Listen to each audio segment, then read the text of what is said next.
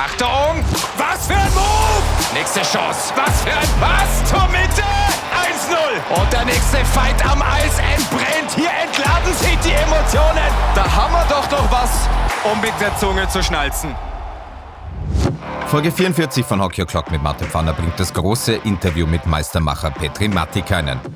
Fehervar AV19 GM Viktor Szélig im Interview und PULS 24-Experte Holst, der über Titel, Tränen und das TV-Experten-Dasein spricht. Das und noch viel mehr jetzt bei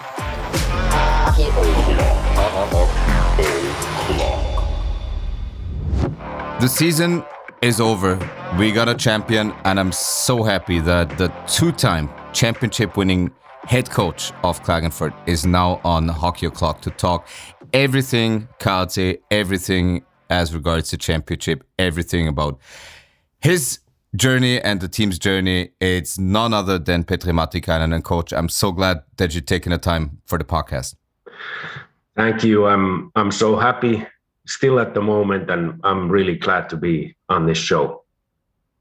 Coach, I said it in the intro. You're a two-time championship-winning head coach. How does that sound to your ears or in your ears when you think about it?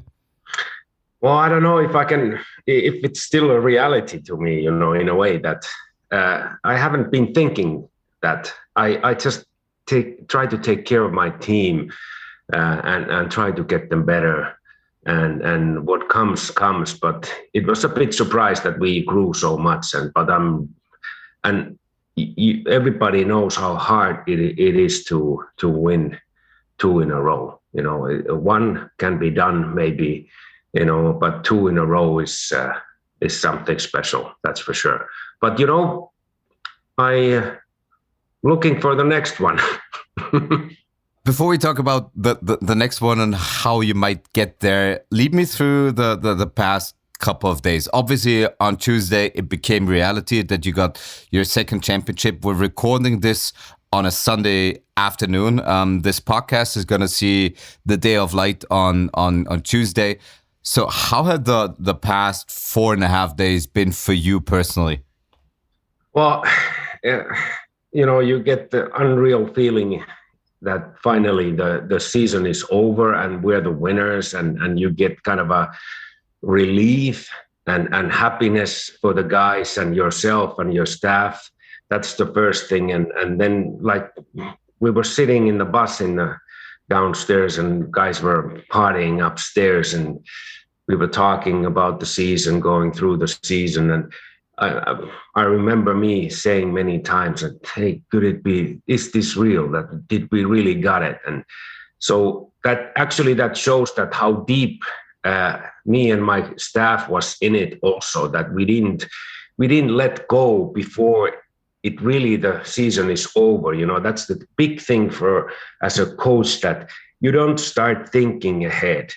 I said to the staff that I stopped working with this team not a second before the season is over. Doesn't matter what happens. And that's me in a way. So it was a big relief and big happiness in the bus. And we got here 5:00. I gave an interview to the local guys over here. And then, I was so unprepared in a way that I didn't bring any money with me or nothing.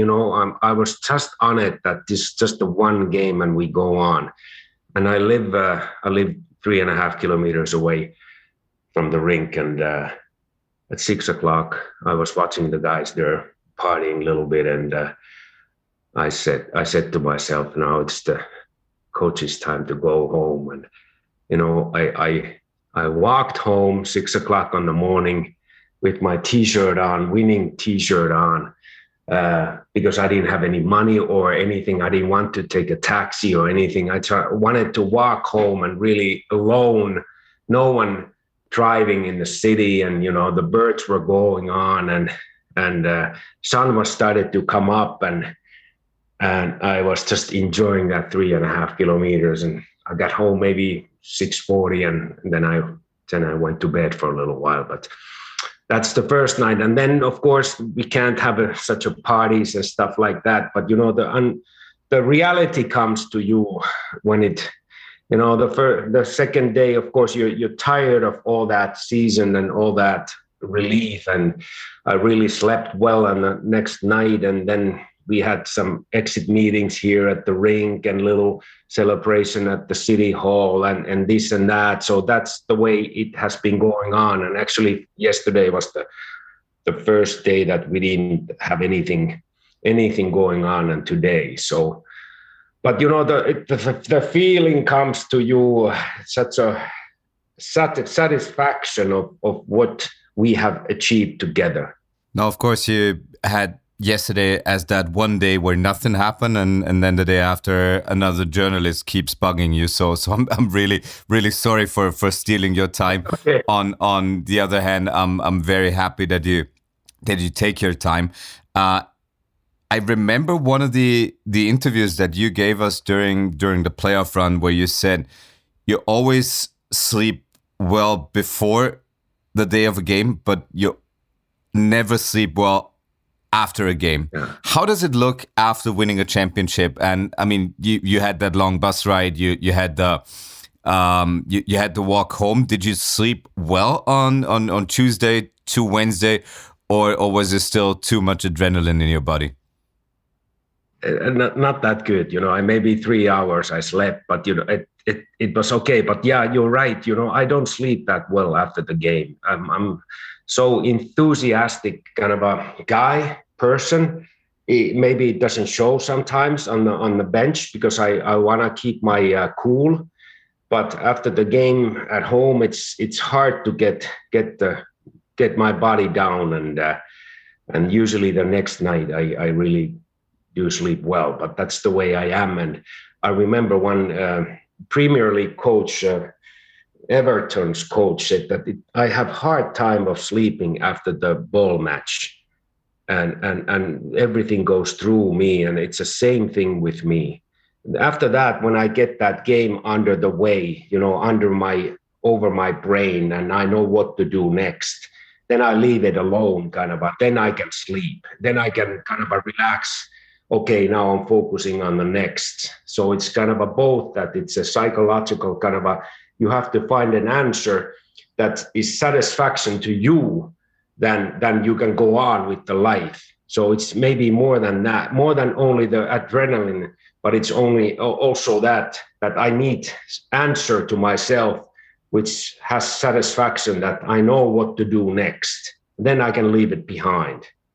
Now, a lot of things are happening. Obviously, you had to celebrate the championship. Obviously, there have been exit interviews. Obviously, at one point, you're going to start preparations for the upcoming season. But as yesterday was one of the days where there was, quote unquote, nothing to do, how do you relax? How does Petri Matikainen look like when he's not at the rink, when he's not preparing for a game, when he's not trying to motivate his players, when he's just on his own? Well, yesterday, I woke up at maybe 6:30, something like that, and had a cup of coffee. And you know what I did? I was at the rink at 7:30, not to coach, not to work, but it was work for myself. I was at the gym, for 45, 50 minutes. And then I had a little sauna and bath, and that I wanted to.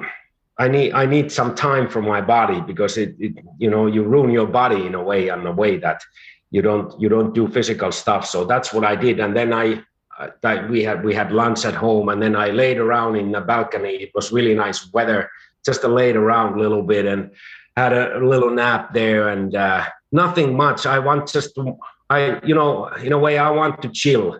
Because I never have time to chill. So I was just chilling, and then I went for a little walk in the afternoon later on, and so on. Nothing special. I think the best life is, to me, is that I can have a little workout and I take care of my body, and then I maybe read something or listen some podcast, or maybe watch a little bit of other league hockey or something if I want to, or a movie or something. Just I'm a very regular guy in a way, but I'm very enthusiastic in coaching what I do.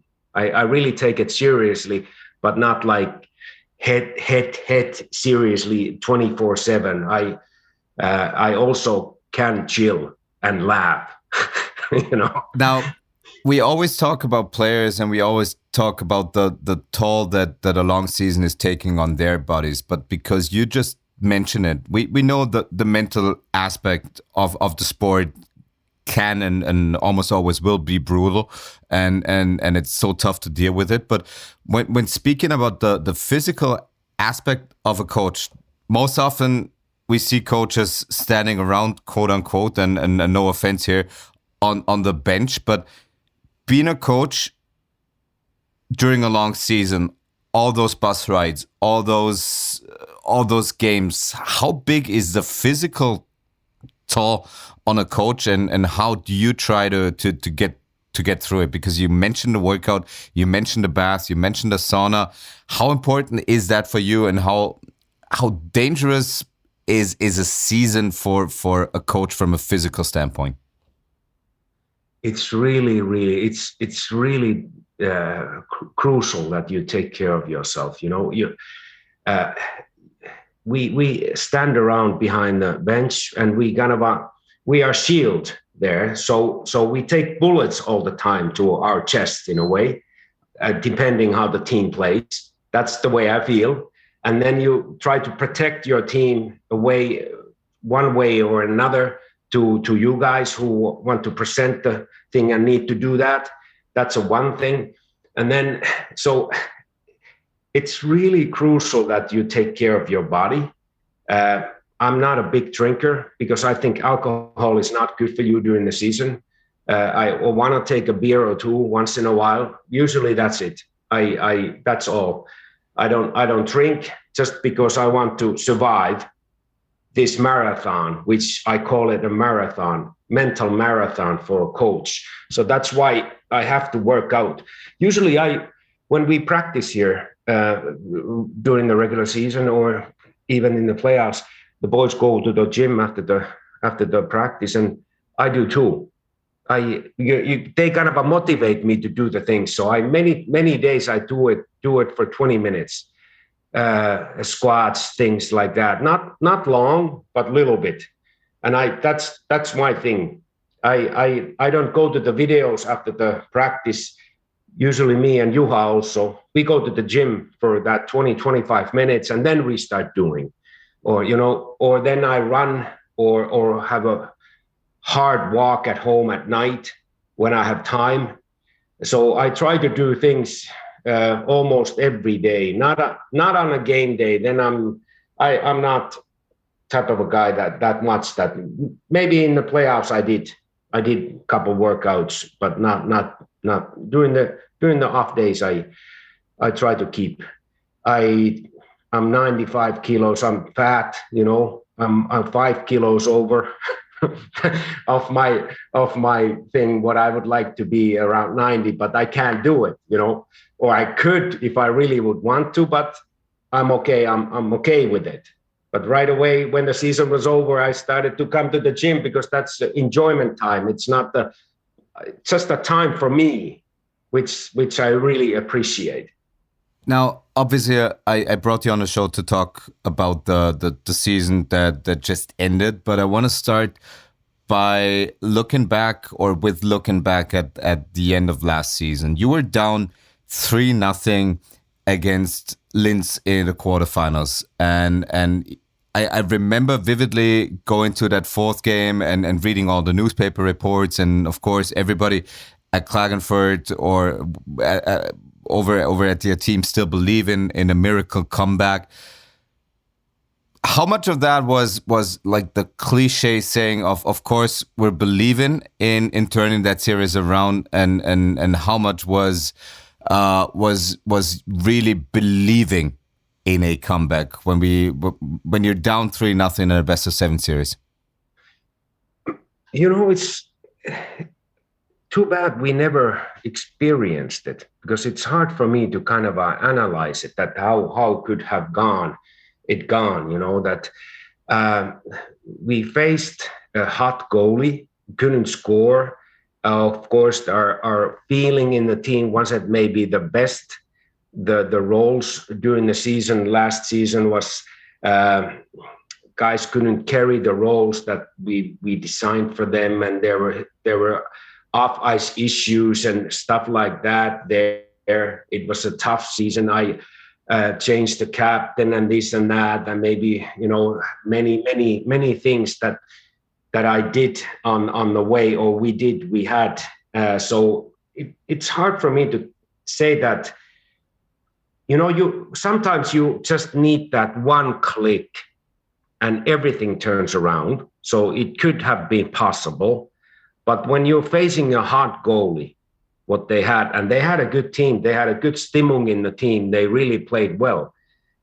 You never know. It could have been ended. I don't know, hard to say.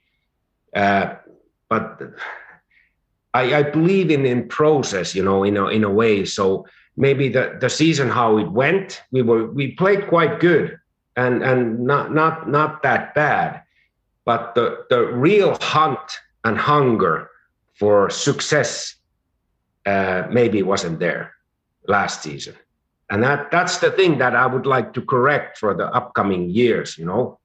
I just wanted to say, you won a championship in 2019. You almost lost in a best-of-7 series in the quarterfinals, which we don't know, but where we don't know what would have happened. But taking that experience into the off-season, where did you think you needed to adjust? Where did you think you needed, or what were the things you knew you needed to work on? Yeah, that's a good question and very important one. And I think it was the best thing that happened to us. How the season went in a way, and how it was at the end, and I analyzed myself. What did I do wrong? How come we had so many off ice issues and on ice issues in the locker room and stuff like that? What can I do better? How do I need to change? How my staff need to work around the team? And I talked to Patty now, who is in Graz now, and Patty is a really smart guy and open kind of a guy. And I realized that I need to get 20% more, or I need to open myself first up and get the communication level better with the team, that they can really, really trust me. And really, not even trust, but understand what I want. That was maybe the biggest thing and especially the Austrian guys. Well, after talking to Patty, Patty said to me that sometimes some of the guys that don't understand what you mean, even though it was my second year still, So I realized that how important this one-on-one communication and communication with the captains and communication with the younger guys and the team, and communication from the assistant coach to the team, that communication is the same. Those kind of things came to my mind. It was not something that we played systematically. I changed the game a little bit too. We were faster today. That was another thing, but not the biggest thing. The biggest thing was the mental part. How do I get my boys to really enjoy and understand that we are behind them, and try to get the message there that everybody can be able to get steps ahead this season. And I'm so happy about it, that you asked this question, because that was the key question. That is the key thing what happened this year. I'm proud of myself that I'm 54 and I am be able to grow and mature as an older guy and get new things.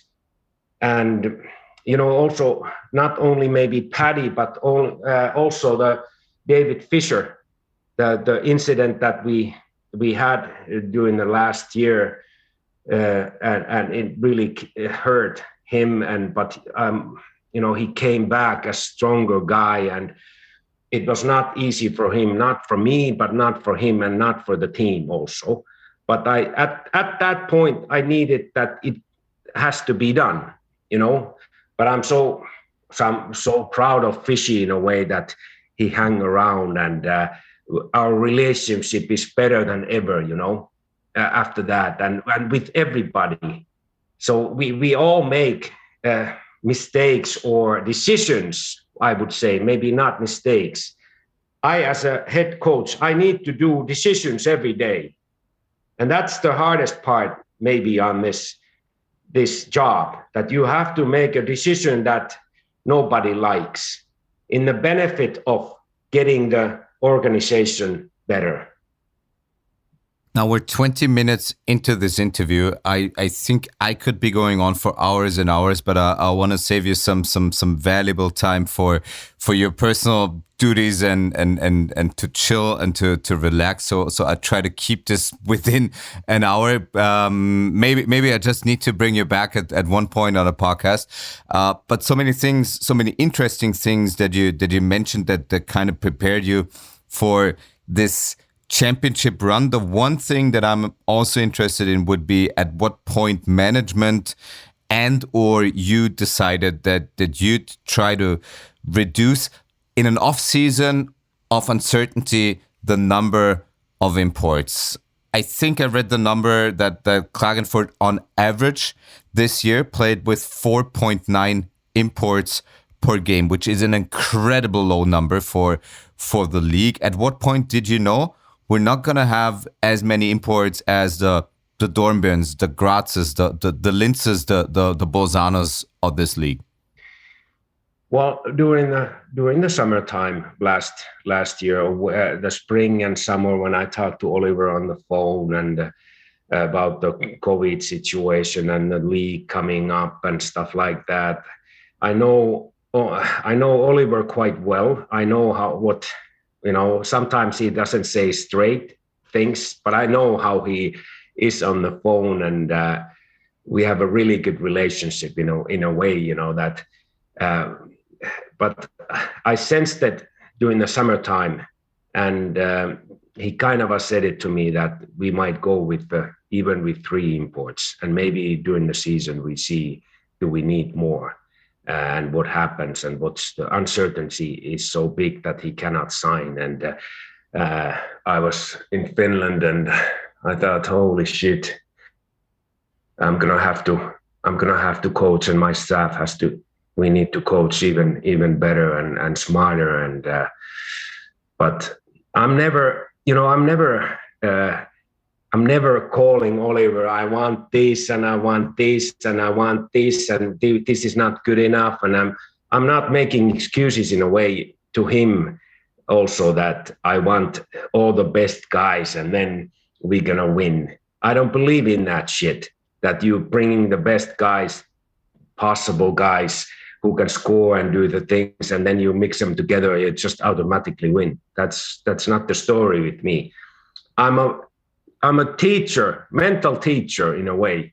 I want to teach the boys, bring them joy and bring them understanding that anything is possible when you do things and get individually better. I believe on those things, and not only me, it's the staff. I was really keen on my staff.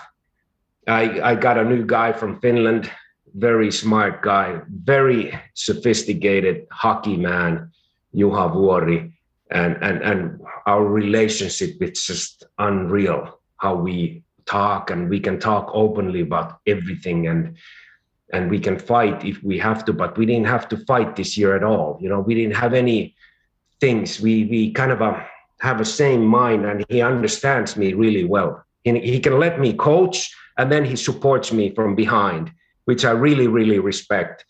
So to your answer is that during the summertime, I knew that, okay, it's going to be a different season. I even called the guys. Usually I called the guys during the summertime to coach them, try to prepare them that, hey, you're probably going to have this role and this role, and we're going to go probably with this squad, and let's have the roles little bit ready at the start of the season, not so much competition like last year, didn't work out with this team.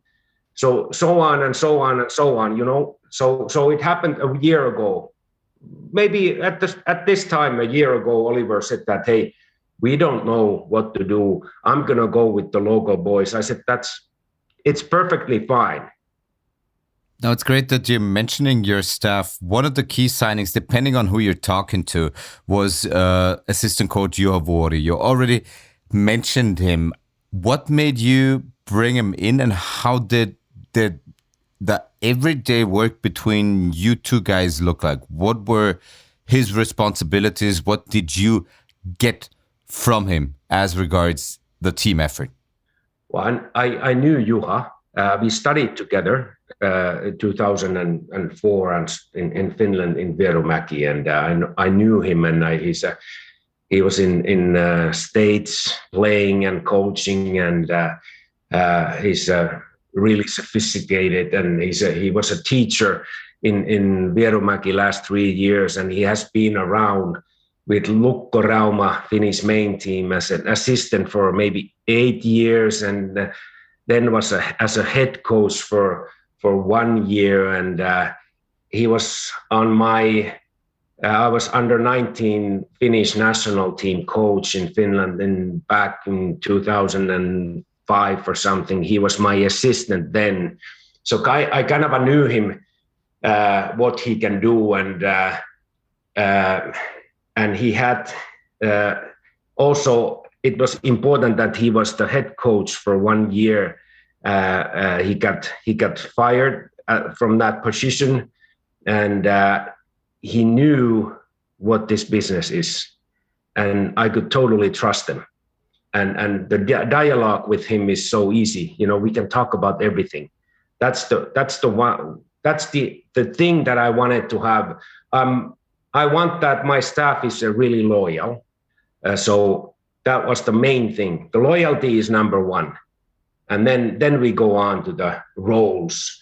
And I wanted to change also something on the game level, and we all need help. You know, how to do it. And he's been in the teaching business, teaching the game to the students of hockey students. You know, the coaching students.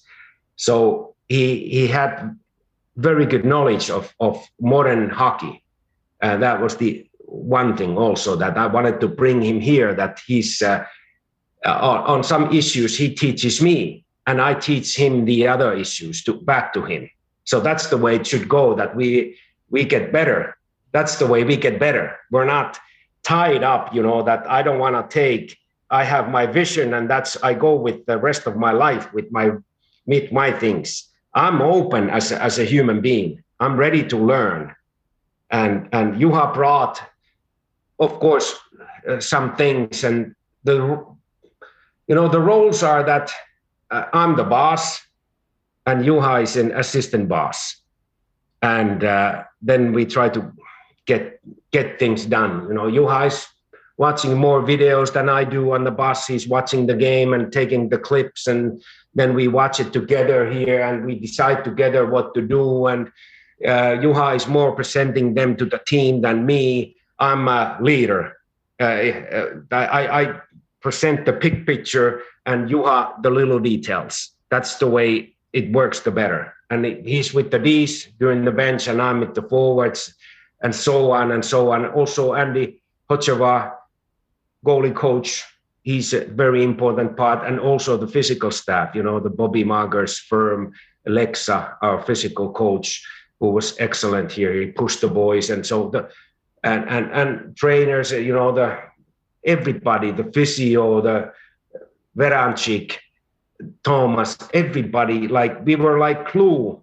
The staff was like glue, and there was no bullshitting in a way that nobody wanted.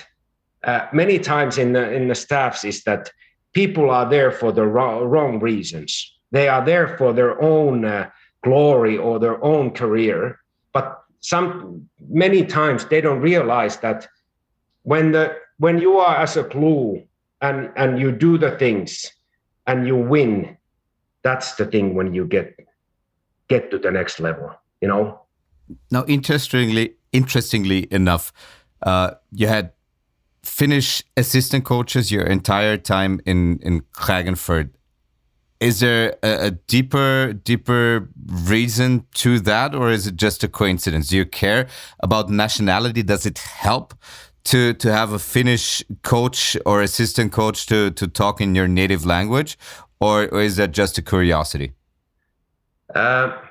It's nice to talk Finnish, you know, between me and him, and in a way, and the boys don't hear, they don't understand. No one understands. No, just that. Not really. But we have very good coaches in Finland, and I don't know so many coaches from other countries who could, you know, and I don't want to bring here somebody and start from the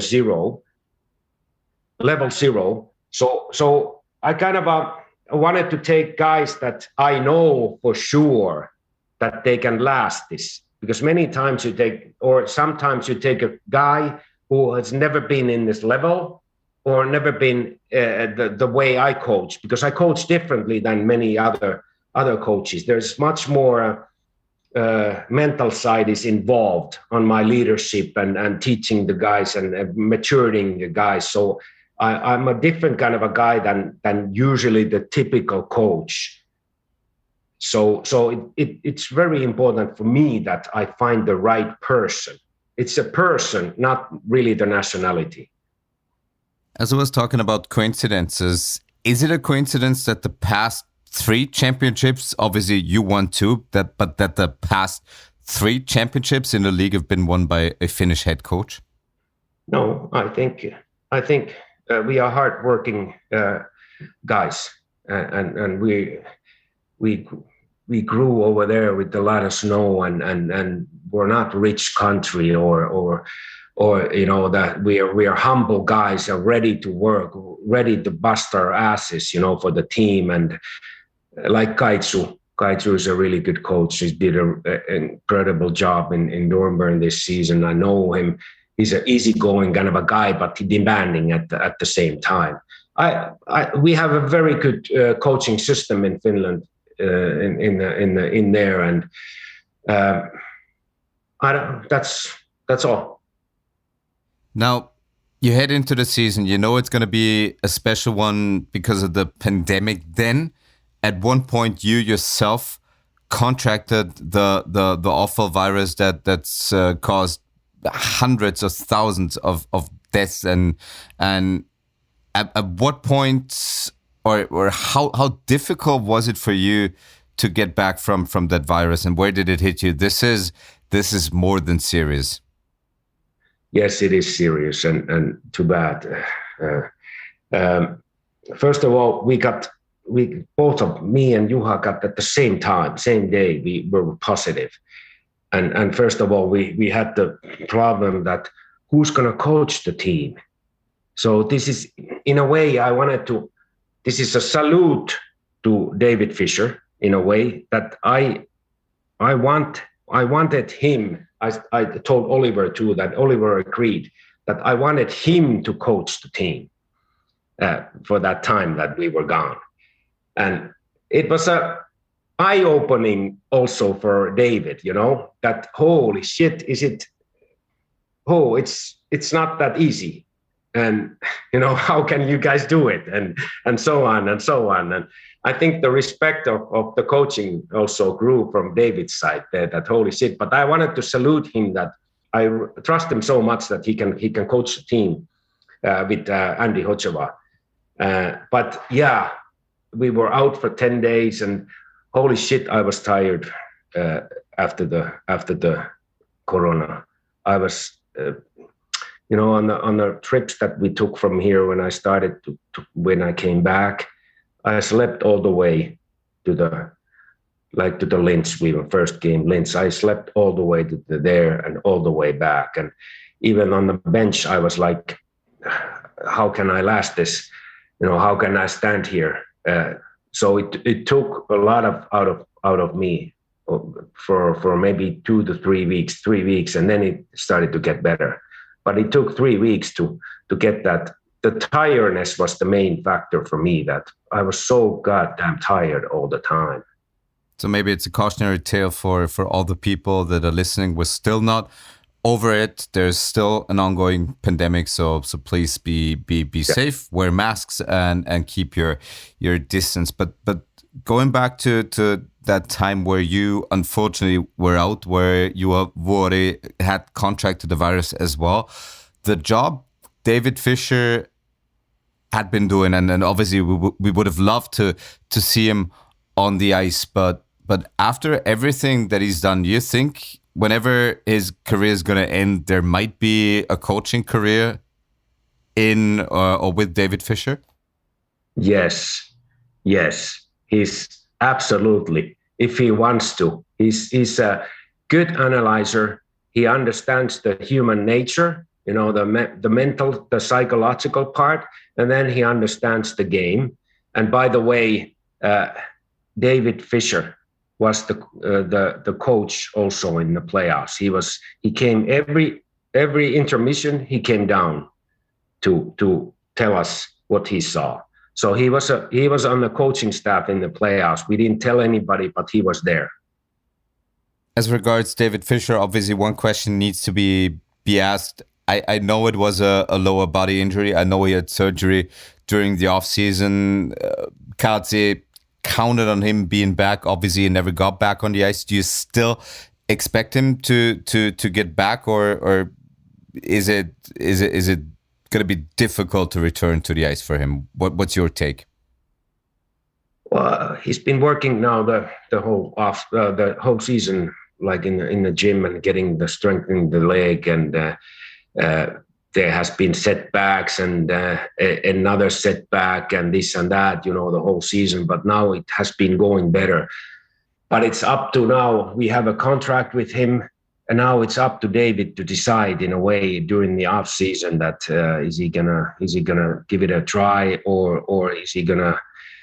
I think he's thinking of 50-50 at the moment. That I think he might be thinking that.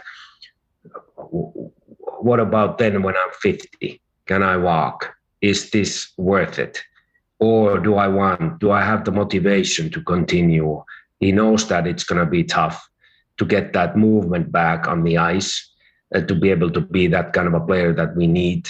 So he's going through those things, and I have no answer at the moment for that yet. That's all good. There's so many. Obviously, that matter will take care of itself, and we got so many other things to talk about. Obviously, you went through a championship winning campaign in 2018-19, and this year. Now, I asked you a question if those two championship winning campaigns could be compared, and you said they can't be compared. But at what point in 18 and 19 did you know that there was something special brewing? And was there a point this year where you felt this squad is really special? On the first campaign, when I think back in January was the time that I thought that the team was bonding really well together, and they started to play the right kind of a hockey, and we have had right amount of difficulties in a way on the way, and the roles were kind of on there for the grabs for the boys, secured in a way. I thought that, and we had the goalie. Lars was in incredible shape there. I thought that this could be something special in that year, But on the first year, I needed to force. I coached a little bit differently. I needed to force the team to get to believe. I kind of forced to believe to them more than this year. This year they started to believe themselves more, and this year maybe around during the Christmas time, we got Paul Postman and Frazee and just the right type of guys, both of them as personalities.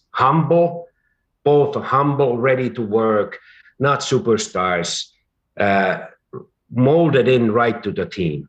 And then Paul was so hot at the start. He scored every winning goal for a while, and every goal came, and the belief came and build it up. And then he got hurt, and people thought that now we're goddamn in the shit.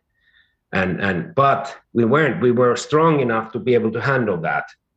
So it's about the same time both years. You know, you have to have a story to win something. You just can't go to the games and let's go and win. You have to have a kind of a feeling and stimmung in the room and stories to talk about, to laugh about the coaches, how they do or whatever, you know, laugh about themselves, what somebody might have done somewhere. And this Corona thing helped us because we were only thing that we will be able to do this year, that we were coming here and they had friends and you know, I talk about this, that I say love, yeah, but I think it's more than friendship.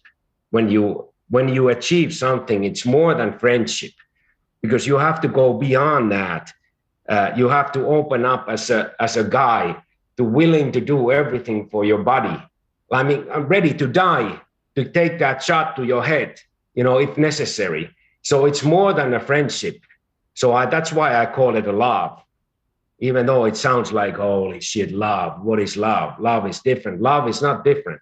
Love is that the brother of boys in band, you know, they kick off together and they chill together and they live together. That's the story. And I'm fairly certain people will understand what kind of love you're trying to describe, because you mentioned Paul Postma, and obviously you didn't have him during your incredible playoff run, but is he one of the main priorities in getting him back? I mean, 22 scoring points or 22 points in 20 games do speak a very loud and clear message and language. Yes, first of all, he's my main priority, that he will be, hopefully he will be back. He's going to be if he's back, he's going to run the PP and he's going to bring that how he brings up the puck from the D zone with the legs and using all those tools. There's a spot for him for our roster where I'm waiting for him to continue here big time. You don't have David Fischer. You don't have Paul Postma for an extended playoff run. And then you start not creating or coming up, but then it starts being a plug-and-play defense. Steven Strong, he's out for a couple of games. Martin Šumnik, he's not there at the start. The Gregotzes, the Vallants, the Stefflers, the Unterwegers of this world play as if they've been there before, even though some of them weren't all too playoff experienced. How did you do that? How did you come up with that plug-and-play defensive system? It's been there all season. We just needed to do it better, you know. And what a guys you just mentioned in a way that, hey, unbelievable growth from these guys. We motivated them like hell, you know. We just didn't let go, and not just about me, but you know, also me. I just didn't care. You know, if I don't care who we're missing, nobody talks about it. If I bargain in the papers and we can't, or to the GM, we can't be successful with this team. So what's gonna happen? No one believes. So it starts from me to believe these guys. It starts from the team to talk about the right things, you know, to the guys. I had many days last season. I had 4 my captains here. I listened to them. I wasn't the guy who was just pushing information to them. It was the other way around. We were asking questions with Juha. What do we do? What do you guys think? What about this? Talk to him a little bit. That guy is a little bit nervous there. Talk to him. So it was not me only talking and Juha. It was these guys, these 4 guys also, and all the other older guys, Šumnik and these guys, you know. So it was kind of a together work to get the people to the right mindset and start believing. And then the system was Our system was so goddamn tight and simple that we just needed to execute that. They shift in and shift out. And then, of course, the goalie. Winning team needs a winning goalie. And what a guy. If Lars Haugen was good, so is Dom. What a winner. What a winner. He wants it every day. You know, he practices every day 100%. He doesn't take any days off, as goalies may sometimes do, that they don't, they let the shots go. No, he was competing for every shot, every season, till the end. That's why he's a winner. And finally became one because it was his very first championship. But sticking with the defense for one last question, and it came up during the playoffs, and it was in a newspaper where Thomas Walland was quoted, "I'm happy that Innsbruck didn't offer me an extension." These are tough words. So he was basically not left for dead, but he was put on the street, and not a lot of people thought, well, he might go on and be on a championship team. What did you see in Thomas Walland, and how did he work his way up from, because he was originally intended to be on Katsi's second team for the Alps Hockey League, and now he was a key cog, a cornerstone of the championship winning team. How did this happen? Well, he joined the AHL team first, right? And then during the August sometime, we were missing, Fishy was out, and we were missing guys, and I took him to the practice. And after one practice, I said to my colleague here that, holy shit, who is this guy? Because I didn't even know that they got him, and I said, I like this guy. His gaps, how he moves, how he practices, how his attitude is, I really like it. And I told him that you come back tomorrow, and then you come back tomorrow. So he kept on coming back, and eventually he got a chance, and the rest is history. But the guy, it's good example that maybe I heard that he was kind of a little nose up high, maybe 3-4 years ago. He was a big prospect here, and then nothing happened because he maybe wasn't willing to work at the time or didn't understand what it's all about. He went away, we took him back, and suddenly now everything clicks. And he grew on the way. He matured as a player on outside. And he knew that how good this could be here. How good we have things in Katse in a way. We get money on time, we get things on time, where everything is going like this. So, but what a warrior! See, unbelievable warrior, and can play with the puck and can especially. I want defensemen who can defend. That's their first job. Many times people talk about very offensive kind of a defenseman. Hey, he's nice. But when you put him on the championship team, he has to be able to defend for us, for my team. And that's what Walland is all about, is defense first, and then comes the rest. Now, it's been an interesting season for Klagenfurt in general. If you look at the fall, you had the very first KAC produced quote-unquote player being drafted by an NHL team with Timo Nikko. You showed that you develop talent, you get it, or you might be getting a player like Thomas Walland for the Alps Hockey League team, but if he's good and if he proves himself, he might go on to the A team, the quote-unquote Kampfmannschaft. How important was that year in terms of showing everyone that Klagenfurt is a place that develops talent? Really important. And actually, I've been talking about this right from the day when I came here. Maybe the first year I didn't use that many guys in there because they weren't ready.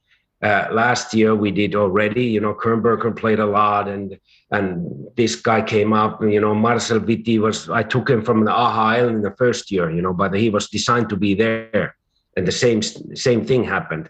I'm a developer at the same time I want to win. It's a tough, a tough thing to put it together. And if you're willing to work, it's very simple. In a way, I'm really simple what I'm asking from the guys. I'm not asking goals or assists or nice things. I'm asking, throw your heart to the work. And if you do, you get the good things from me and us, And that I want to develop even more, that everybody understands in this organization, those younger guys in AHA Island, under 18 also, that they have a path to the first team if they do things right. Every day, not once in a while, every goddamn day. Now, Markus Peintner, who's doing a lot of work in the juniors, he was on a podcast a couple of weeks ago and told a lot about the developmental work that's going on in the juniors. Christoph Brandner was on this podcast, so a lot of good things are happening as regards the junior program that Klagenfurt has implemented. How does your work or your exchange with the Peintners and the Brandners of this world look like? How often do you talk? How often do you talk about players that might be an issue or that might come up to your team at some point? Not so much with me. It's Juha's duty. Juha is kind of a guy who has designed this big picture to the Peintner and Brandner. So Juha's other job here is to get that junior system right way. So many times I go through Juha. I've talked to them, quite a bit sometimes, but not so much. I'm focusing on this big team. And then the Juha is a little bit focusing on the juniors when he has time, and brings the speciality from him to there. And then he helps me here. And then, so it's more of a Juha, but I talk to Roger quite a bit, and then the Kirk, who is the head coach for those two, under 18, and then the Alps. So I talk to them more, and we have had really good communication with Kirk and Roger. Could be even better for upcoming years. Obviously, to just drop their names, Roger Ullmann and Kirk Fury. Now, the one thing, and you're at the top of the pyramid that struck me the other day. I was talking to Phil Lucas, who's an expert on PULS 24 and himself a coach, and he said what a lot of teams are missing is an identity. Klagenfurt, from top to bottom, has got a clear-cut identity. Now you being the head coach of the most important team in a city, what and if someone's never for whatever reason heard of Klagenfurt, what's that identity? How would you describe the identity of Klagenfurt in terms of playing hockey? We are a team who never gives up. We are a team who supports one another. We are a team who defends well. Attacks better and better. I would say better and better. That's my big thing. That get it better and better. We support one another here, and those are these words are not just because many people just say these and they don't exist. I want them that they exist on the practice day. I want them that they exist when we meet at the outside of the rink somewhere. I want that we live and breathe the same identity, kind of a caring identity. So as a coach, I know how to do this, or I know because it's who I am in a way, and I want to teach them to be not the same, but to understand the identity word, because it's hard to explain what it is, but it's a Mannschaft who's taking care of one another. That's what it is, and it has to be from the juniors to the main team. And if it's the same for many years, suddenly the the people who are coming to the main team, I don't have to teach everything. That's the key thing for the future, that same intensity should be going in the juniors. And when they come to my team or our team over here, they know what they are expected from. Now, obviously, as we're approaching the hour that we're talking about hockey, I wanted to keep this a little more general, but of course we need to talk about the playoffs, the run, and we need to talk about the finals. If we just look at the past couple of weeks, the past 5 games against Bolzano, what do you think ultimately made the difference for Klagenfurt? First of all, I remember during the regular season when we played against Bolzano. We beat them at home 1-0 in the overtime, and their coach yelled to our bench or to our guys that you will never make it past first round. And I didn't know that, because I would have gone mad, crazy maybe, because you don't yell to the coach, doesn't yell to other team's players. They don't do that. That's forbidden, because you have enough to do with your own bench. And so actually he motivated us a lot, our team. And we were ready for this. We were ready for the first 2 games. That was the big thing. We were ready to compete right away. We knew that it's going to be a really tough team and hard team and physical team and individual talent like hell and a very good goalie. So it wasn't going to be easy. The first 2 games were the key things. And then how we played the third game, I liked the way we played the third game, even though we lost, So it gave us confidence facing the fourth one, which was really tough at home. We got it in the overtime. But the first 2, we were just ready and committed. Maybe that's the word, ready and committed to face any adversity, anything, whatever might happen. We were ready for everything in our minds, and not only me, the guys,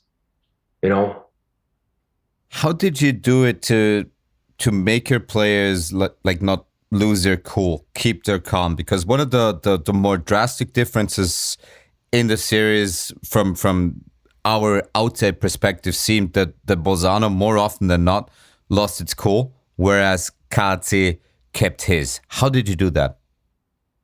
It's about the process, how we coach, how we do here, how we are every day during the season, and how, of course, also I am at the bench. I'm not a screamer, or I'm not going after the refs after every play. And of course, we had something that we were going crazy there once in a while. But then I told the guys that, hey, shut up.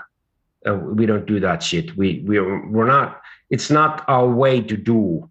We just play, and it worked out really well. It's tough to be cool when. And you think shit is happening on the ice, and you get bad calls or whatever happens there. It's tough not to say nothing. But I think it was a advantage that we gained during the playoffs against them. That was one key thing.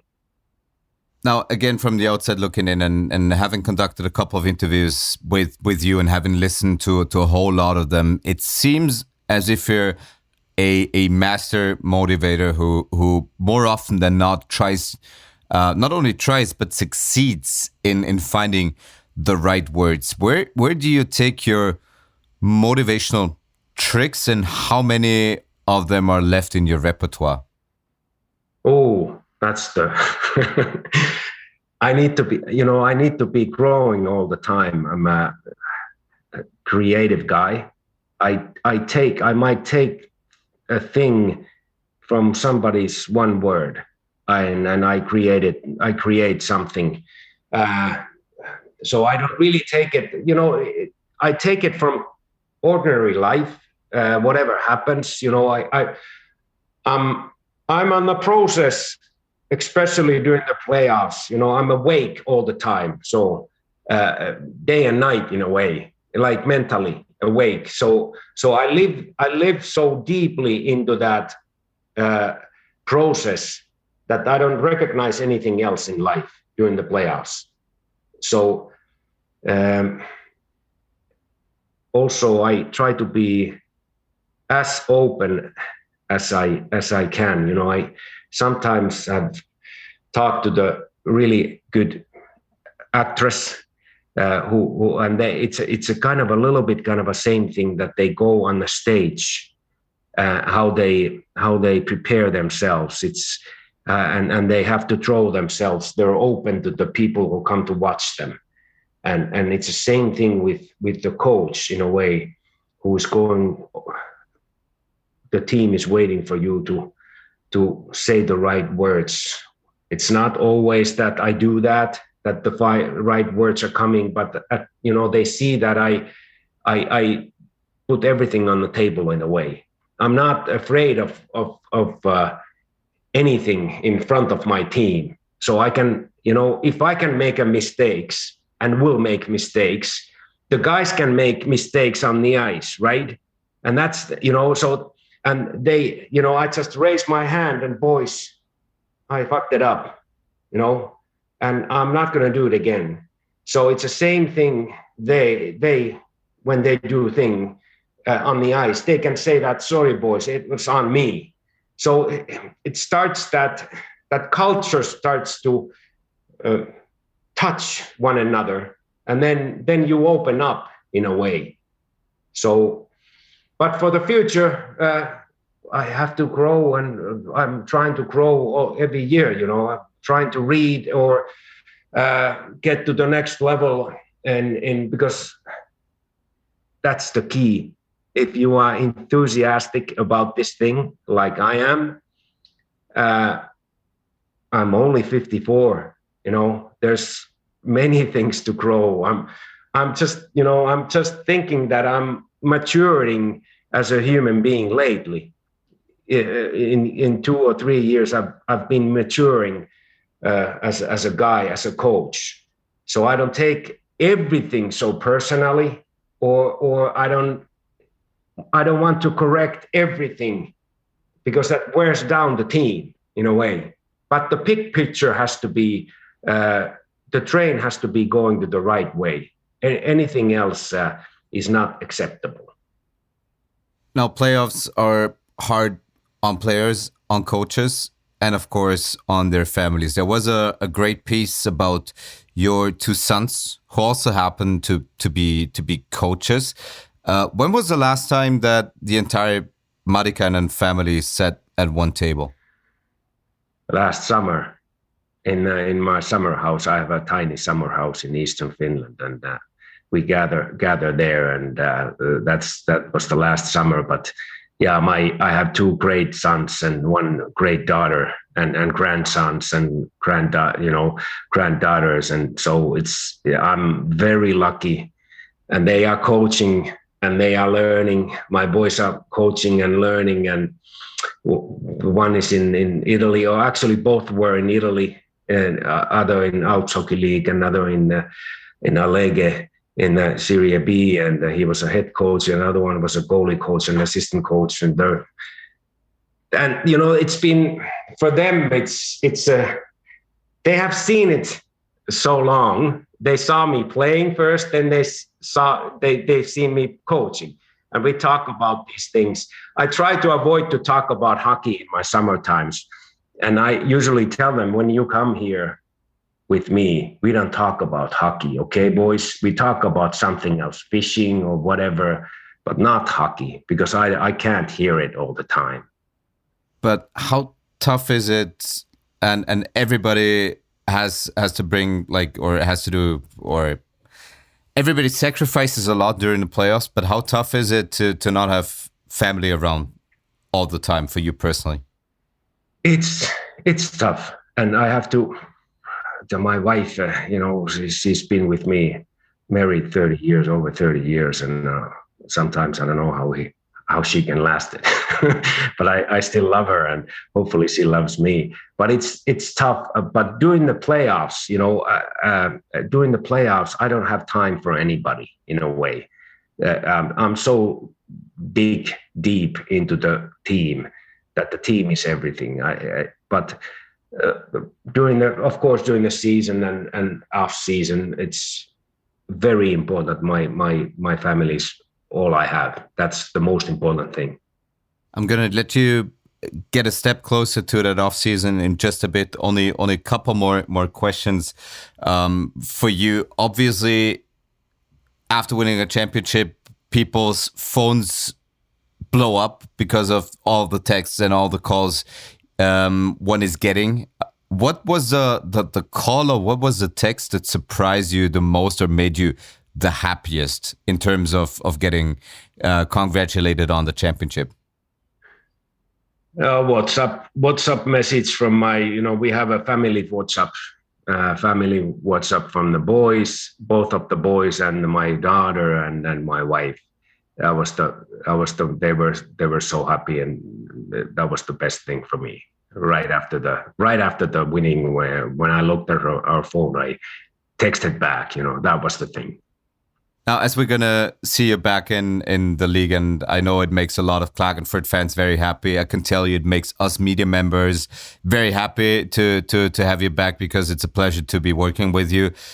What's your key advice for people during the off season? You said you don't talk a lot about hockey. What's a good way to spend the off season to get away from the game of hockey, as beautiful as it is? But what should people do during these next couple of months?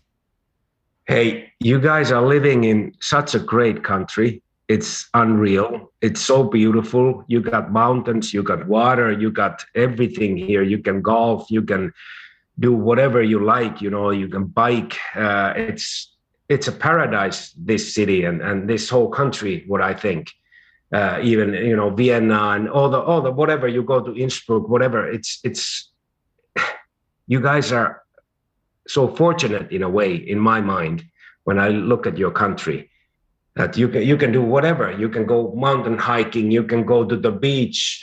Wörthersee is so clear, you can drink it. You don't even have to drink at home. Let's forget hockey for a little while, except our GM, he has to work his ass off. But we can rest for a little while now. And by the way, at this time, I want to thank you guys and PULS people. Very professional. I like the way you guys are interviewing, and you too. You're a little bit tricky. Sometimes I feel that you're tricky and psychological, which is quite tough for me sometimes to go to interview with you, because you see more than some other journalists or guys do. But I thank you all. One of the bigger compliments I ever got. No better way, obviously, to close out this talk. Obviously, I could have gone on for many more hours, but I just need to bring you back at some point on a podcast. Coach, enjoy the off season. Congratulations again on winning the championship. Always a pleasure talking to you. Thank you. Hockey O'Clock mit Martin Pfanner wird unterstützt von Casumo.com. Casumo, das ist Wetten leicht gemacht. Casumo ist der einfache und faire Sportwettenanbieter in Österreich. Nationale oder internationale Fußballspiele oder viele andere Sportarten. Mit Casumo.com liegst du in jedem Fall richtig. Mit dem Link in den Shownotes dieses Podcasts holst du dir eine 10 € Freiwette. Einfach Link klicken und gleich loslegen. Casumo.com, das ist CASUMO.com. Casumo, Wetten leicht gemacht.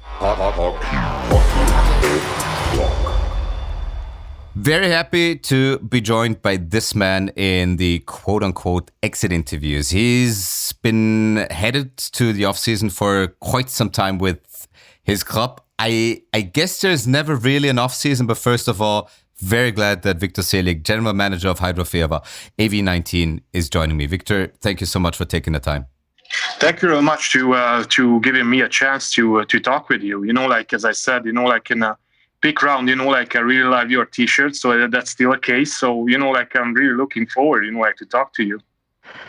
I have to say, I kind of thought, okay, this has to be the GM with the best taste in music. Obviously, that's very subjective, but what's your history with, not necessarily Motorhead, but what's your history with music and heavy music in particular? I pretty much grew up, to listening, music, whatever music, I like different type of, but for sure, where's the electronic guitar, this is really close to my heart. So I love music. I saw Motorhead live too in Hungary. Wasn't my favorite band, but I really respected them, as their career and what they did, and it just have to be loud and heavy, and I love it. Now I've been to concerts in Hungary. Funnily enough, Motorhead concerts in Hungary as well, and I've seen some of the wildest music fans ever. Now I've heard stories of Fehervar, and I'm ashamed to admit I've never seen a game in person in Czechish Fehervar, but people have told me you've got some of the rowdiest and coolest hockey fans in the league. How do Hungarian music fans and Hungarian hockey fans go together?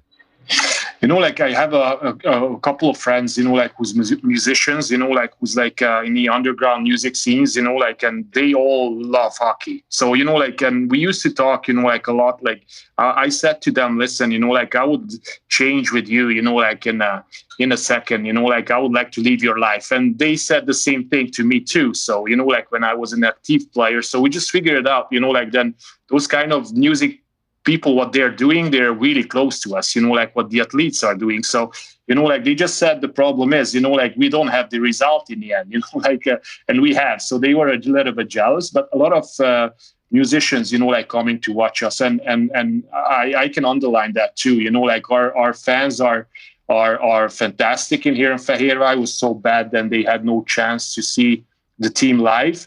But I'm, there's a lot of good fans all around the league. So, I'm really happy and I'm really looking forward for next season. And hopefully, those loud and special, crazy fans can come back to the rinks. Now, you've had a long and successful career as a player. You are enjoying a lot of success as a GM. But if you look at hockey and music in kind of or as kind of separate businesses, but still knowing both of them, what do you think is the one main quality that you need in hockey and in music to succeed? This is both an entertainment business. So, I think, Hungary is a special place, in sports too. It's a little bit different, the whole financial background than for example, in Austria. So, it's a lot of governmental, sources, which is coming in. So I really hope that, there's a lot of good things, in Austria, how those teams are functioning, which would be good to have here in Hungary as well. But, maybe, just to have live concerts in the intermissions, that's the place where we can put the two things together, and hopefully, both the sport and the music can be, more successful or known or better or whatever. We tried this, when I played for the Hungarian national team, some sessions were really good, in the big arena in Budapest. So the federation organized some kind of concerts, during the intermission. So I really love that. That's a good idea.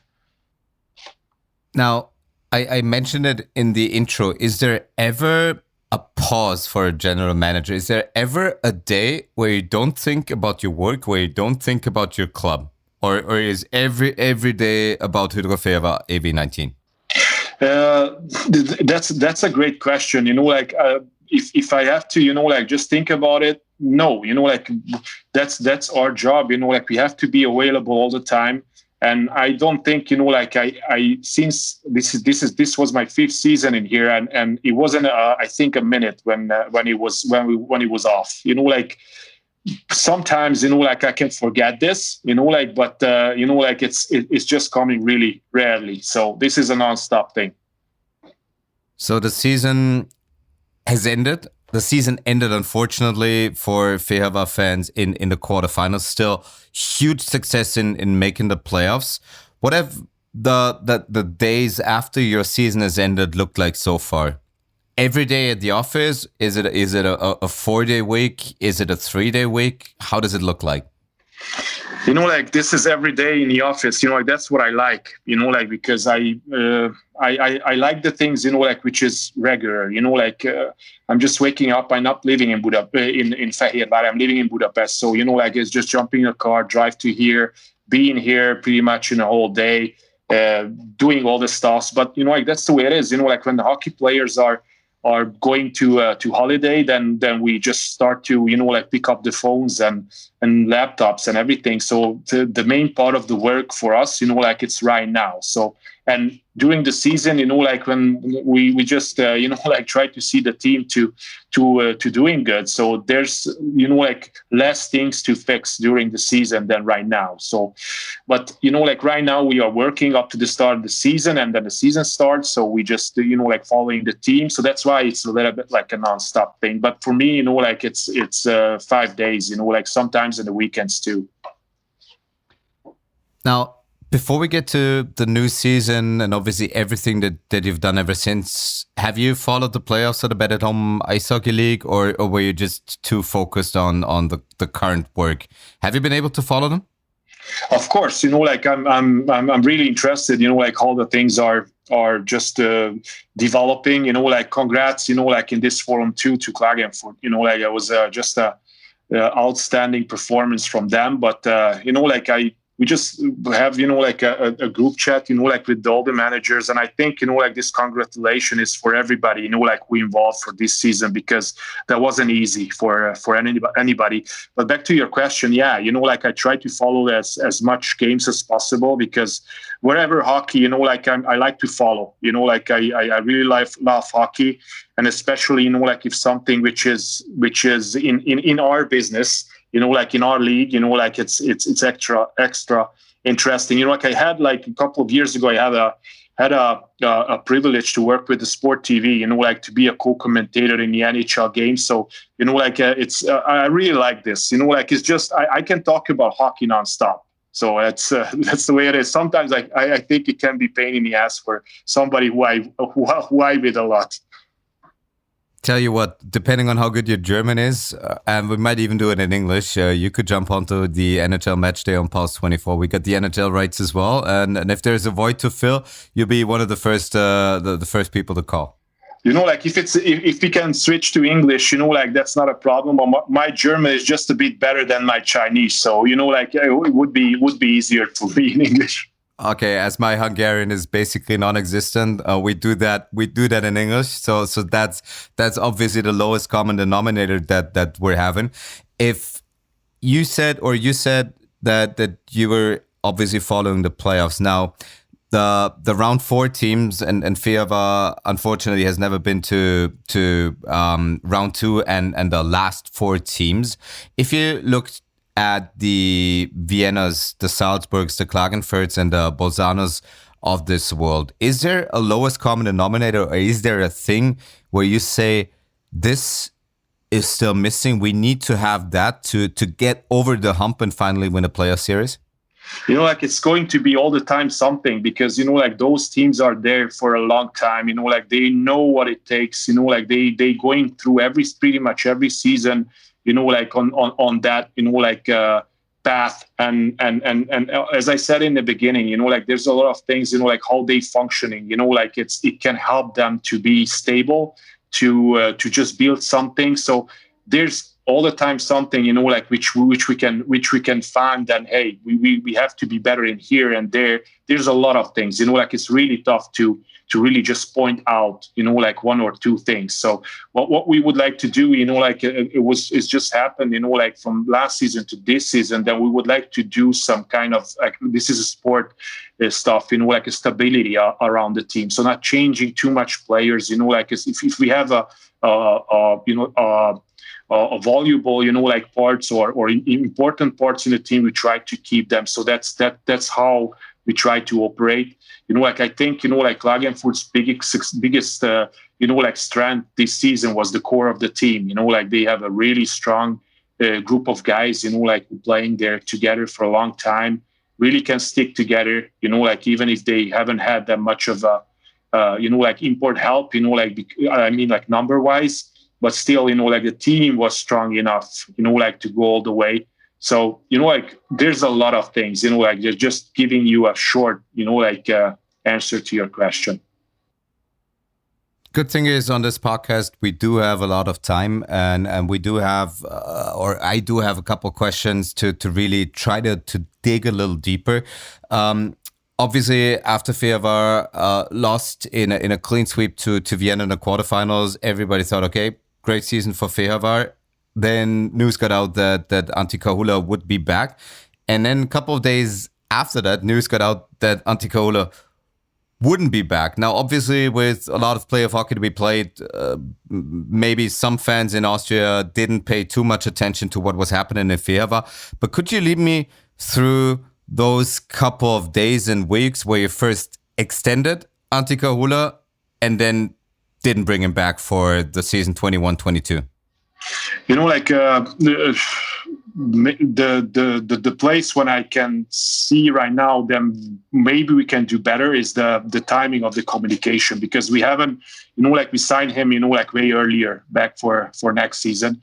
So, you know, like, but it was all the time something, you know, like we tried to just let everybody focus on the middle round and then the playoffs and stuff like that. So that's why the communication is just came out way later than we just extend him. You know, like things happen, you know, like which wasn't really, you know, like I think the best for the team. And then, you know, like the final thing is we had after the season, we had the Hungarian Cup as well, which is, you know, like when the Hungarian teams are competing against each other, it was just a 4 teams tournament, you know, like, and we lost in the final, which is bad because we badly would like to win that. But on the second thing, you know, like things happened there, which wasn't good at all. So, you know, like that was just a final thing when we thought that we have to pull the trigger. So for sure, you know, like from outside, it looked a little bit weird because it's like a 2-week span or something was, but you know, like the extension was somewhere in the end of January. So, you know, like it was a couple of months of experience and not 2 weeks. And we just changed our mind. Now, obviously, you're looking for a new head coach because of the pandemic and still a lot of leagues not playing, still a lot of coaches being on the market. What would your ideal profile of a new head coach look like? What are you looking for? You know, like it doesn't matter, you know, like the passport and the nationality, you know, like it's just what's the most important thing for me is just the hockey philosophy, you know, like what kind of hockey he would like to see and what kind of person he's going to be. So, you know, like for sure, you know, like there was a bunch of things which was missing from our game, you know, like last season. And that was pretty much the reason why we couldn't perform, you know, like we were really far, you know, like how we've been in the beginning of the season, like just be closer to the end. So especially in the playoffs and the pick round. So, you know, like that two things, you know, like what I can really point it out is just the hockey philosophy, you know, like how structured is that the guy is, and the most important thing is the character. So, you know, like we are looking for a great person. Obviously, the person first.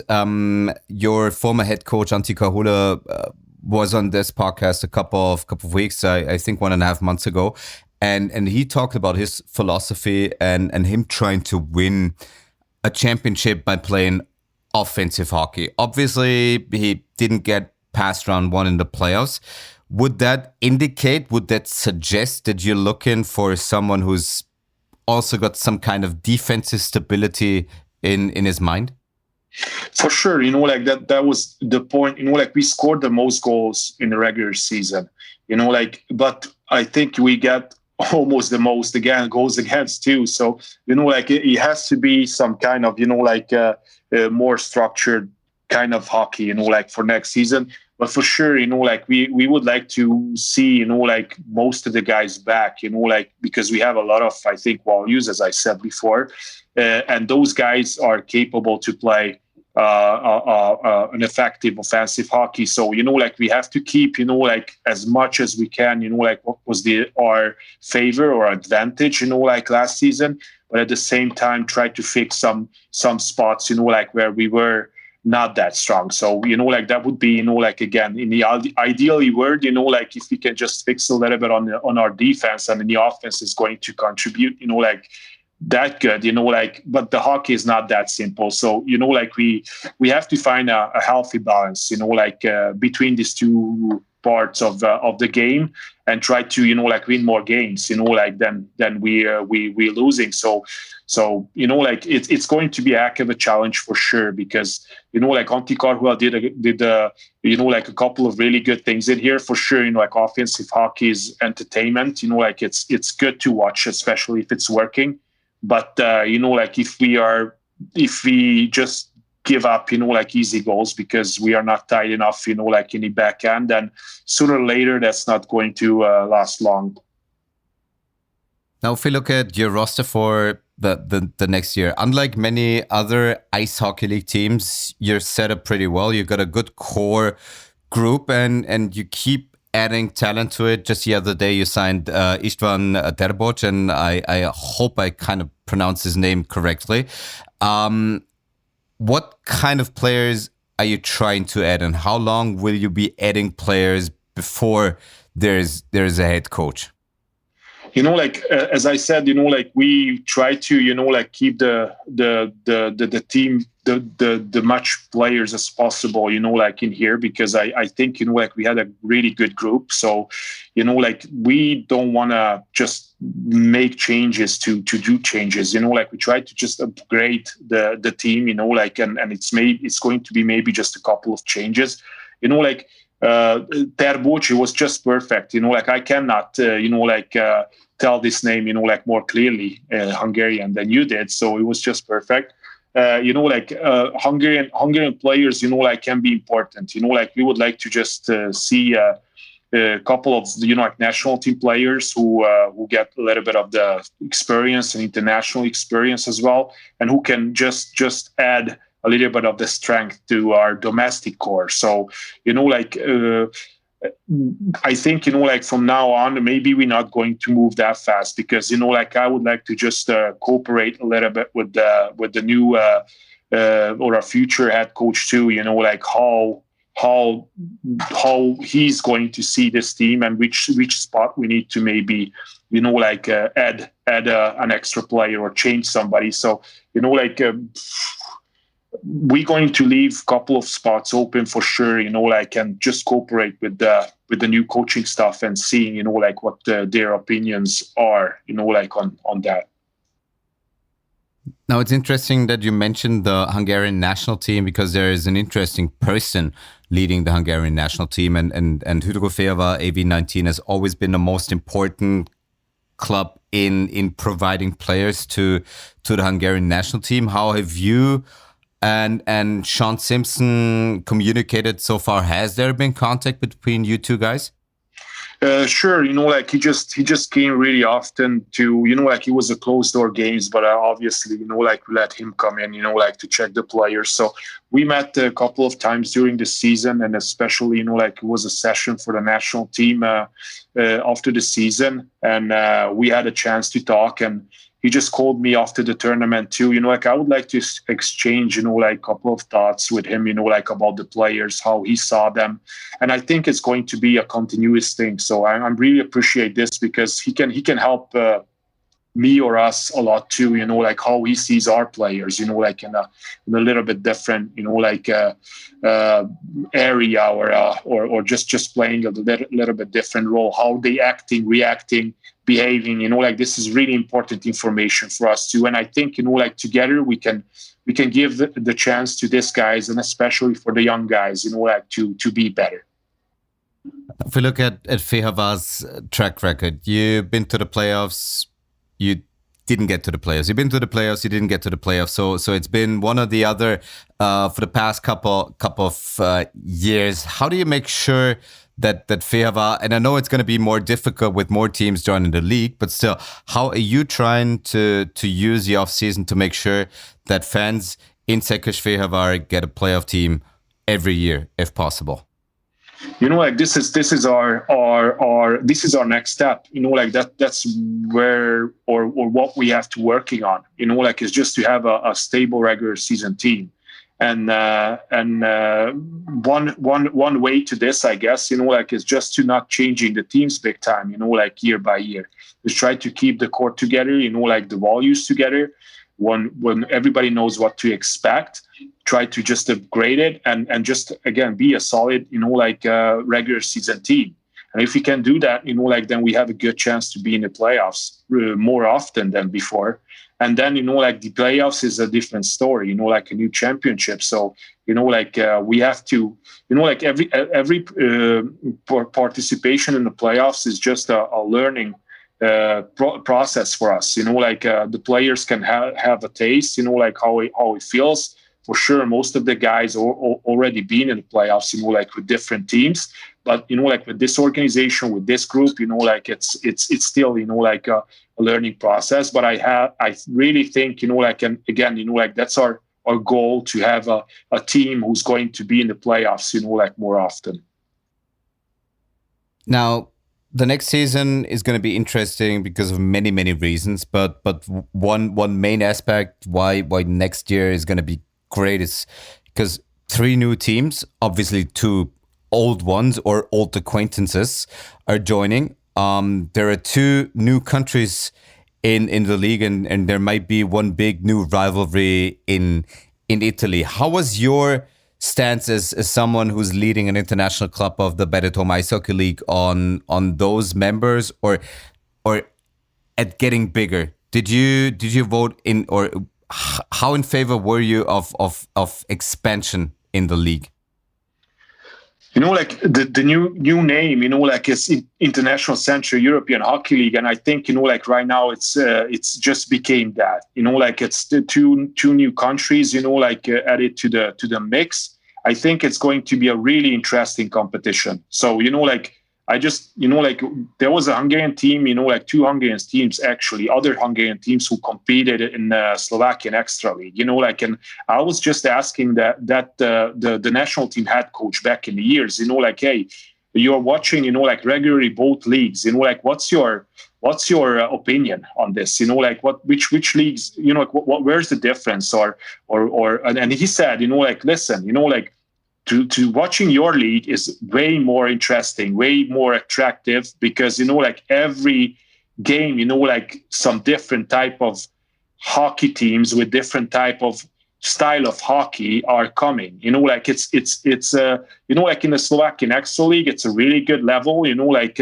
but, you know, like pretty much Slovakian coaches, you know, like it's just train, you know, like Slovakian players, you know, like it's pretty much the same style of hockey every night, but somebody's doing a little bit better and faster. But in this league, you know, like you never know what's coming, you know, like you have to be prepared, you know, like it's a different hockey here, different hockey from another team, you know, like it's really interesting. So, you know, like I'm up for this, you know, like, and 2 teams, you know, like Znojmo, you know, like they coming back, you know, like the Hungarian or the Fehervar fans got a really good relationship with the Znojmo fans. They used to travel there, you know, like if it's allowed to travel, you know, like you know, like I don't know, like 200 fans, 200-300 sometimes, you know, like especially if it's a Christmas, you know, like break somewhere. So and Ljubljana, you know, like Slovenia is close to us, you know, like we know them, you know, like not actually the new organization, but Hungarian hockey and Slovenian hockey are going pretty much hand by hand for a long time. And Brunico, is just one little personal story. Their head coach was my coach for 9 years, when I was a player. So there's a personal contact there. So, I'm happy for the new teams. And I really hope that they can find, what they're, expect to have, to joining. And I really hope that, this 3-2 new teams is just helping, this league to be better. Now, Fehervar joined the league in 2007. You joined the club in 2016. Fehervar is the longest tenured international member of the now Ice Hockey League. Is there any kind of advice that you, from your past experiences as a club and as a GM, could give, for example, Hatsi Pustertal, who's new to this league, who's got his work cut out for him as a team? Is there anything you could tell him that might help him? Yeah. In the beginning, just shut up, no, I'm just joking, it's, for us, it was an honor all the time, to be a part of this. So, it's a huge challenge because we knew, right from the start, okay, this is just my 5th season in here. So, the leadership, back in the years too, they just thought that this is going to be, a thing where the team can make the next step. This is a great promotion for Hungarian hockey, I guess. And, I think that's an honor for us still, to be a part of this group and to compete in this level and this championship. So, I don't really can give them, an advice, but, I'm pretty sure that they're going to happy. They're just a little bit in the same shoes than we've been, it's just going to a higher, level or higher competition level. So for sure, they're going to be, really pleased and try to do their best. So, but the good thing is we're still in this, in these shoes, after 10-ish years, so we would like to just see, how we can compete against the best teams over there and how we can find just a little thing, where we can be the best, in this league. Got a couple more questions until we round out this conversation. Hopefully you then enjoying your well-deserved weekend.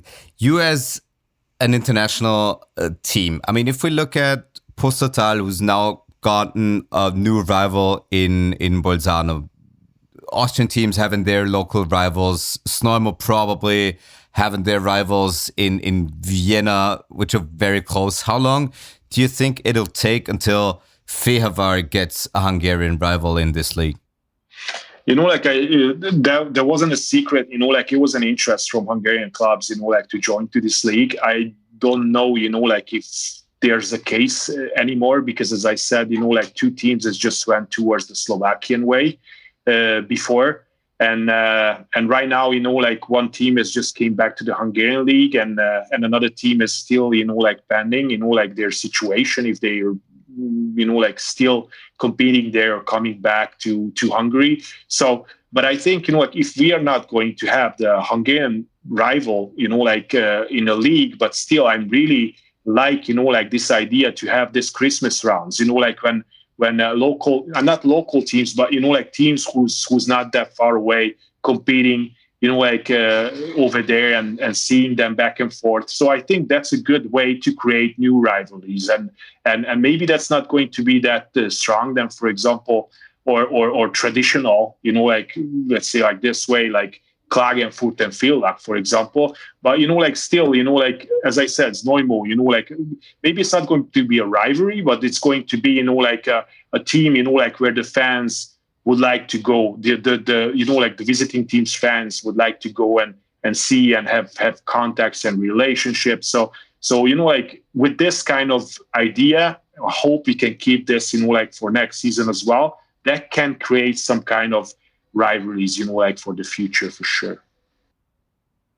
Pustertal is joining the Better Home Ice Hockey League with a new state-of-the-art arena. There's been models. There's been plans handed around that Fehervar is going to get a new state-of-the-art arena as well. What's the current status quo on your new arena? And I know these are difficult times, so everybody needs to understand. For sure, but if I would like to go to a little bit away to joking, a difficult time is lost for 10 years in here, about the rink. So, it's not a new subject in here in Fehervar because it's been a while. Then, they would like to, just have or build, a new rink. I think that the fans, at least deserve it, to have a more updated, 21st century, venue. Right now, there's a plan is already made. The land is already bought by the city. Right now, it's a tender, which is ongoing. So I really hope that this tender is going to be successful. And the budget for that is going to be a doable stuff, because this is right now a governmental project. So we would like to have that, but we don't really have any control on this situation or over this situation. But right now, as far as I know, there's in a plan from the government that they would like to build this. And just my personal opinion, I think we have the best chance ever, right now to make this one happen, in the short future. Doesn't matter when it's happening, as long as it's happening. But even if fans plan to make a trip and there's a new arena or the current one, me personally, everybody who's been to a game of Fehervar AV19 said you need to go there. I stated it at the beginning. I never had the chance to go yet. I'll try to change that. But if you had to tell fans from European countries why Fehervar or hockey in Fehervar is so good, what would you tell fans to make them go there? What's hockey in Fehervar all about? It's passion. It's religion in here. We have a really strong group of fans. Who's sticking with the team. Whatever happens. So, for sure, if the team is doing better, we have more fans in here. But the group, the core is coming all the time, and they're really passionate. They are an expert right now too. So, there's a lot of critiques, if the things are not working well, but this is normal. And I think, the reason why it makes, deserve a chance, Fehervar to come is that the atmosphere of the rink, as I said, it's not a brand new arena. It's let's go like this. It's an old barn, but, the fans are really close to the ice, they can feel, the pucks, and sometimes they can eat the pucks too if they're not, taking care, but, hopefully not. But, fans are really close. Fans are really, tight on the stands, and they are really loud. It just happened 2 years ago when we were in a huge run to make the top 6, and finally we made it. But the last couple of games, it was just so packed and so loud. I think, we talked about music in the beginning. I love the live music and the loud music, but I had a problem with my ears after the game. So, this is just such a crazy experience, especially if the team is doing good. It's one of the best places to be, in Fehervar at the rink. I'll just leave it at that. I really, really hope that fans will be able to enjoy, locally and internationally, hockey in Fehervar. Again, I wish you all the best for the off-season. I thank you so much for taking the time, and see you in September. Thank you very much for the opportunity. Good luck over there, and take care. Thanks.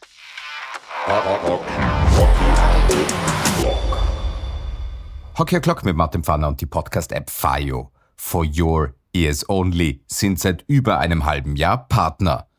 Aus diesem Grund freut es mich besonders, für insgesamt 10 Hörerinnen und/oder Hörer Gutscheincodes für die Premium-Inhalte von FIO, die FIO Originals, anbieten zu dürfen.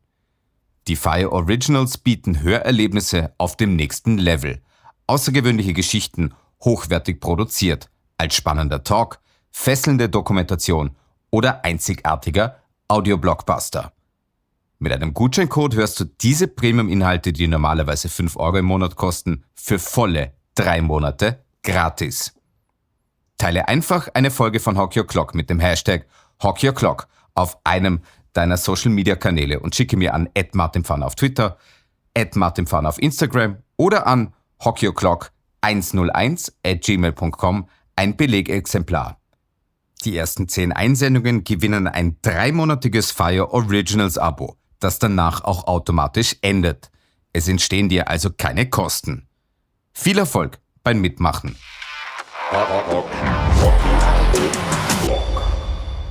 Back on Hockey O'Clock, back with part 3, and it's first of all with none other than Greg Holst. But coach, this is the most unusual setting of many different unusual settings we've recorded this year. We're sitting basically in the shadows of Vienna's main station.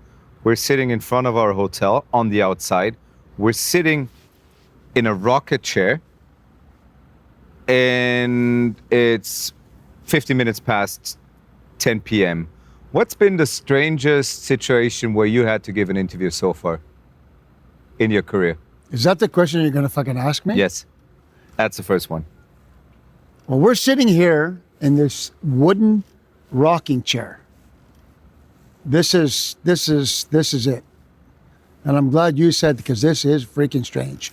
I could have properly introduced you, could have asked you how you're doing, but you see, No, this is all good. From a journalistic standpoint, I thought this needed to be the question to be asked. Well, you know what's funny? I'm sitting here looking over at the main train station in Vienna, which is quite nice. Which has become a second home for you. Which has become a second home too, right?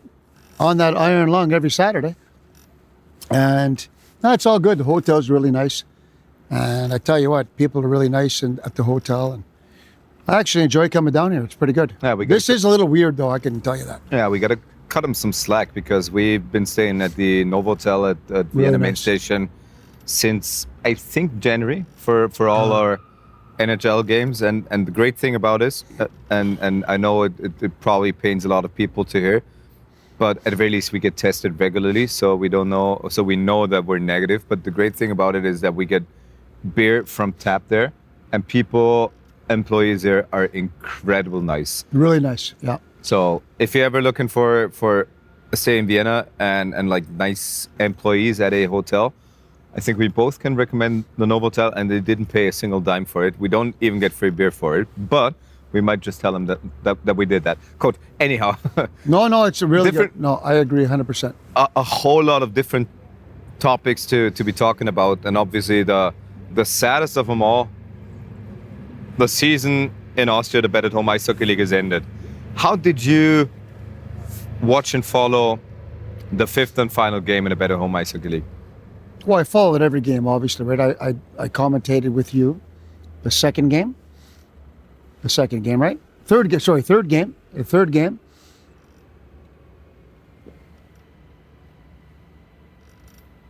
Kartsay really, really impressed me. Not just, for lots of reasons, though. Like, Boatswain was a good team all year, but there was something missing in Boatswain's game. What? And No, expand on your Kartsay point. We'll get back to Boatswain. I know they've never been a high-scoring team, but they're pretty talented. But okay, let's start with Kartsay. They were 4 lines deep. They really were. And those Geier twins, they're kind of unsung hero kind of guys. They do their job. They chip in the goal, kill penalties. They're just kind of quietly had a 12-year career. They just fit in. But what was impressive, the goalie was solid. A couple of shaky, a little bit of, but he was good. But when you had Posma, right?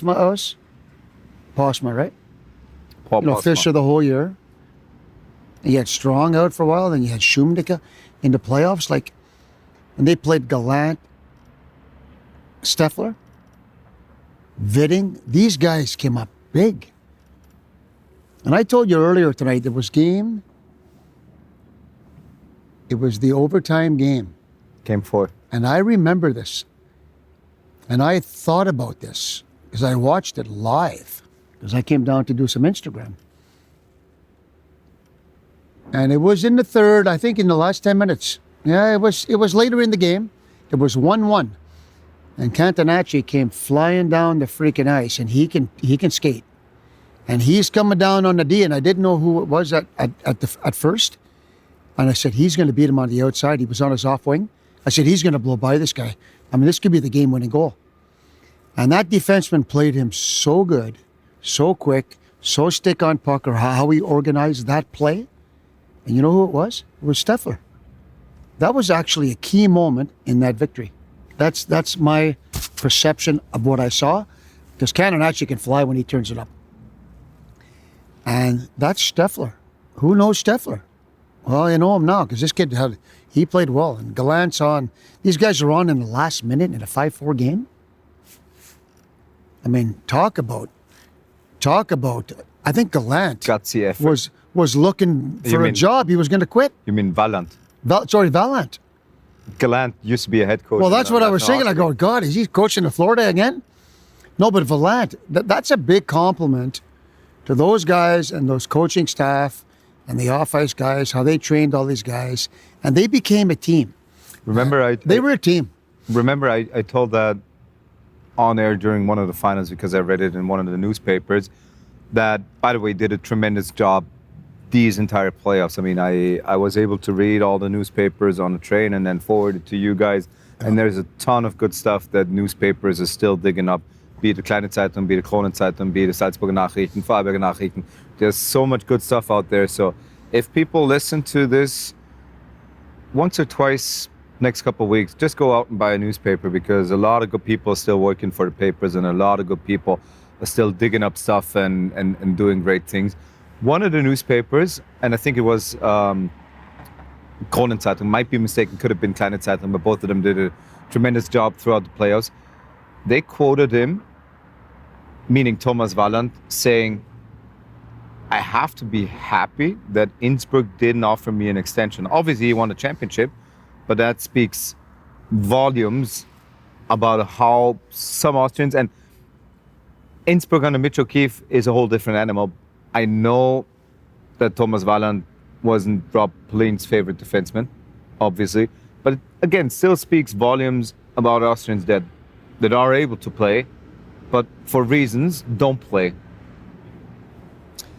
And I know I'm preaching to the choir. No. Hey, you know I'm behind the Austrians. And I always was. And of course you have to have good imports. I mean, I love imports too. That's not the question. Who would have thought Viding could play this good? They made him play this good on this team in that structure. So I talked to somebody yesterday in the National League. Okay, I don't have to throw a name. Doesn't really matter. I'm sure he wouldn't mind, but it doesn't matter. He said, Greg, there's a couple Austrian kids here so freaking good and don't even play in the league. So I think they have to get their chance, but you have to believe in them. You can't give them 3 shifts a game and expect guys to have confidence and develop.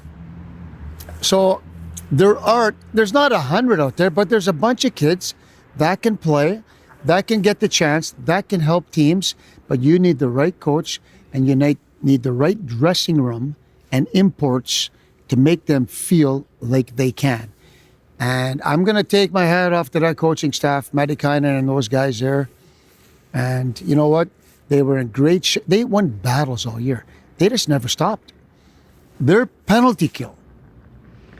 And this is a big ice surface. You're not playing on NHL-sized rinks where you can get on a guy quick. These guys were so fast on the attack. Even though Boatswain got 2 goals in that last game power play, the PK was one of the keys. And if you reverse it, how passive was Boatswain's PK? But how can that happen? I know I asked Daniel the same question during Game 5. And he commented you know that you got a problem. You know that you've been having problems throughout the year and throughout the playoffs. Why don't you change it? Well, I can't answer that. I mean, But I can't answer that. You know how the brains of coaches are working. Well, every coach is different, right? But I know one thing. If it's not working, like some people don't like changing lines a lot. When I coached, I honestly said, guys, if we're not doing good after a period and a half, if the lines aren't clicking, change them. Because what happens if we run into injuries all year, which we always do? Well, and all of a sudden we got to the playoffs and, made the finals a few times. Everybody could play with everybody. So stop bitching. Just do your freaking job. But it's a really good point because Daniel talked about it too during, and Cartier's got talented players. And if you're going to give him that much time and that much space, man, it's tough because they're going to score. And they did. So why didn't they become aggressive? And well, if we're going to give up easy goals, let's chase them. I don't know. And I tell you what, though, it was really hard. You got to be really, really organized on a power play. When you're under attack, I've never seen a team be that aggressive on the PK all the time. Even when it went east-west, or sometimes they just attacked. So you have to really organize your power play structure, and it's tough. So, Cartier deserved this win. It's actually, I lost a few beers. I thought Boatsen might come up in that fifth game. I thought they might, but they had a problem. And the problem was Cartier. As with every series, 3 different puck bounces, and it could be a whole different matter, but what's reoccurring is that team. They were the better team. We're always talking about the team. At what point did you get the feeling that Klagenfurt is the better team, or is the best team in the league? Well, I would say not that simple. Because if you really look at game 2, okay, game was 6-0. Okay, Cartier was good. Boatsen wasn't. Let's erase that game. Let's go to when they lost the game 5-4. What game was that? 2. That was game 2 in Boatsen. In Klagenfurt. In Klagenfurt. Oh, sorry, yeah, in Klagenfurt. Did you watch the finals? No, game 2. Well, game 2. Well, my mind's on the train tomorrow already, so, Boatsen beat themselves. It wasn't that Klagenfurt was that great in that game, because I could dissect every goal, which I go home and do because I'm a coach and I try to, have some Still effort. do that to this day. Oh, no. Because, and I know the goals. The first goal, Boatsen played a good first period. And they're up 1-0. You're in the last minute, last 30, 40 seconds. Defense has got full possession, coming around the net. He knows they're getting chased. Cartier is pressuring whenever they can. You rim it, take an icing, soft pass to the corner. He had a player in position to pick up a soft rim. Gets the puck stolen. It's a mega turnover. It's a bang, bang, 1-1. Right? Now, the 5th goal, turnover in the corner. Boom, goal. Fraser all alone in front of the net. Tip on a PK. You can't be all alone and tip it puck in. So they probably gave them, and the coach even said that, we played a pretty good game, but you can't give them 2-3 goals. They beat themselves in that game, and that was a bit of a turning point. It really was. But then again, if we look at other instances of the final series, and I think Terry made a good point in raising it during game or before game 5, where she said they need to control their emotions. And then 2 stupid penalties against Mike Helmo led to 2 goals in the last game. Was it also the team that we are again with the better composure that won it? 100%. Because it's not easy to have composure sometimes. They felt that the referees were a little bit on Cartier's side. Is that the case if you look at all the calls? I would say maybe a little bit, not extreme, but if it's a touch Cartier's way, okay. But they lost their composure for sure. And you can't take stupid penalties. I mean, Cartier had the best power play in the freaking playoffs. If you're going to do that, and Cartier really did keep their composure. Terry said that, and that she's on the money. And I'm sure Daniel mentioned it too. But it was just like Cartier. It's not like a Cartier team that I've kind of known from over the years. So I'm going to make that compliment to Teacher, Fraser, Peterson, all these imports that fit into it, right? And accepting all these young guys coming up because they had no choice. And all of a sudden they started believing in each other. And those coaches did a hell of a job. Hell of a job. And that Matikainen, some of his, got to have balls, and some of his comments were fun and true. And you can say that in Austria, but you can't say it in Canada. And they did a hell of a job keeping these guys on focus. Hats off to Klagenfurt, a well-deserved championship. Happy for you guys. Hopefully you can enjoy the summer. Apparently it was a weird season with COVID-19 and celebrating a title after a season where a global pandemic is ruining lives and causing thousands of deaths. I mean, sports just not too important. And then again, people tell us all the time how important sports still are to them. Not that we can compare it, and probably we shouldn't compare it, but do you remember how your off-season went after you brought that coveted championship to Villach in 2006? How my off-season was? Well, basically the first couple of days after winning the championship. Do you know what? You remember a lot? Because I had, well, we went out though. Oh my God. I had some fun too. The coaches hanging in there pretty good. Good thing is people probably are able to hear the chair rocking. Okay, so we're going to have to. No, it's all good. You know what they think it is? My knees. Or hips. And my hips. Oh, my hips have been acting up. And it ain't something else, I tell you that. In all seriousness. You know what's funny? I went for a walk the next day by myself down along the draw. I remember this. And you know what happened? I had tears in my eyes. Out of nowhere? No, just the... I mean, the winning. The winning. It's so hard to win. I was so close so many times as a player. Like I came within a freaking one goal. American Hockey League finals. Boom. Fehervar here, Innsbruck. So many times. And to finally win, and the emotion you put in and the stuff, and it's not all roses, believe me. It's really not getting to where you got to get to. I actually was walking down by myself and I had tears in my eyes. And that is factual. You can't be afraid to have emotion about stuff. We talked about when I coached the Bantam team. And I still know those guys. This is like 1995, 96. And I couldn't talk in the meeting after because there was the emotion. These are like my kids. My wife was there and at the time and my assistant coaches. And I had to walk out of the restaurant with all the parents there and the kids because I was freaking tearing up. But that's the emotion of the game. And that's why how I coach or passion for the kids or for the pros, they don't all love you, but you do your best you can for them because it's about passion and caring about people. And I remember I went home though about 5 days later because I want to see Taylor, my son, play in Canada.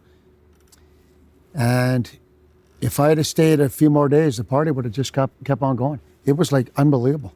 When we went downtown, those 7,000 or 8,000 people downtown at the Rat House, it was freaking unbelievable. Tell me about that process of elation and when the pressure that you have to shoulder the entire year and keeps mounting and keeps getting bigger during the playoffs finally falls off. It's these. The red light goes on, or the clock hits 0-0, or overtime goal, obviously, and fuck, we're champions. How would you describe that feeling? Well, that rink in Villach, oh my God, it was pandemonium. It was absolutely like 50,000 people cheering.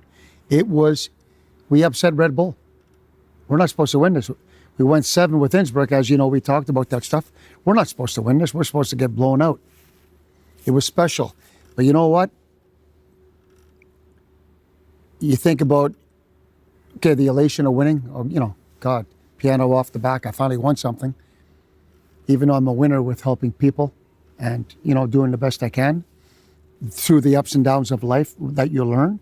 It wasn't all, It was dark times in my life too. But you know what's funny? When we won, the team all went to Bousquet. Kershi was already gone down to Paraska. I went on the ice and I knew where I was going. I went right to Paraska, the goalie. And I got down, Kershi was on his knees and Paraska was in freaking tears. And I just got down low and I said, I was not kneeling, but down low. I said, Kershi, give me a sec. And I grabbed Paraska. And you know what he said to me? I'll never forget this.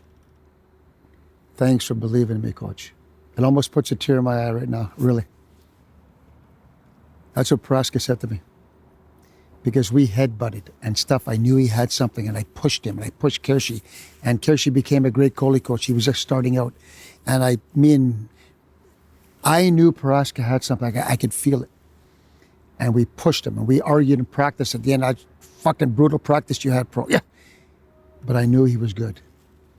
And for him to say that after all the stuff and he got us there where we had to get to, that line I will never forget my whole life. So it almost wasn't even about me anymore. It was about what he did. He was unbelievable. He was the difference. And Bousquet gets that goal. You know, it's funny, Bousquet too, he just had that long stick and now you know, what is this guy? Oh, got a couple more goals. He could just play. He just knew how to score. But when we had that meeting in front of 7,000 people and Bousquet got up to talk, we all spoke on the mic one after the other. He said something. You know what he said? It was really interesting. They're not going to call me a loser anymore. And that's what happens when so many times you're close. Even though you're in the finals, you don't win. You feel like a loser. As unfair as sports can be, you're in the Super Bowl 5 times and you lose it. Oh, you're a loser. Well, all the other 30 teams are home. So that's where sports can be tough, man. And Bousquet said that to the people on the mic. They're not going to call me a loser anymore. And that French accent there, eh? And it's true. So when I won, that's why next day I'm walking down, I go, God, what a feeling. And we were so close so many times as a player. It would have been fantastic. Innsbruck, one time we let it slip, but it would have been pandemonium. But you learn from all the stuff and you do your best you can, right? I asked Sebastian Dahm, the championship-winning goaltender of Klagenfurt, the same question, if he was ever afraid of having that narrative go on, that he never won a championship. And Matt Fraser, and we're recording this on the day where we did commentary on an NHL game, he said the same. He won a championship in the Western Hockey League in juniors, and now the first one as a pro. It took him 10 years, he said. That just shows how hard it is to win a championship. Now, if you look at your own career, at what point did you ever think, am I going to get a championship? You think about it. You do? Yeah. It's in your mind. So close, so many times. Finals, boom, in Fielak, boom. Finals in Innsbruck with the third league, second league, whatever. So close. But one of the biggest satisfactions I ever had was when I coached that Bantam team, I told you, in 1995 or 96, 95. And we were the Bad News Bears, and they gave us a second team, and we had a great year. We got better. We were the Bad News Bears. But we developed, and we became really tight. And I'm not talking about myself. I'm just telling you a story, right? Because you're asking me a question. I was out, had a team organized. We were going to do some traveling. It was kind of a spring team. We're going up to Banff. And I got a call because we had the Kelowna Minor. We had all the coaches there, and it was a big meeting. But I was on the ice with kids. I got Coach of the Year for finishing in 6th place. We went from maybe last to 6th with the. So what was it? Why did I get that Coach of the Year? It wasn't because I was winning hockey games, because I helped develop players.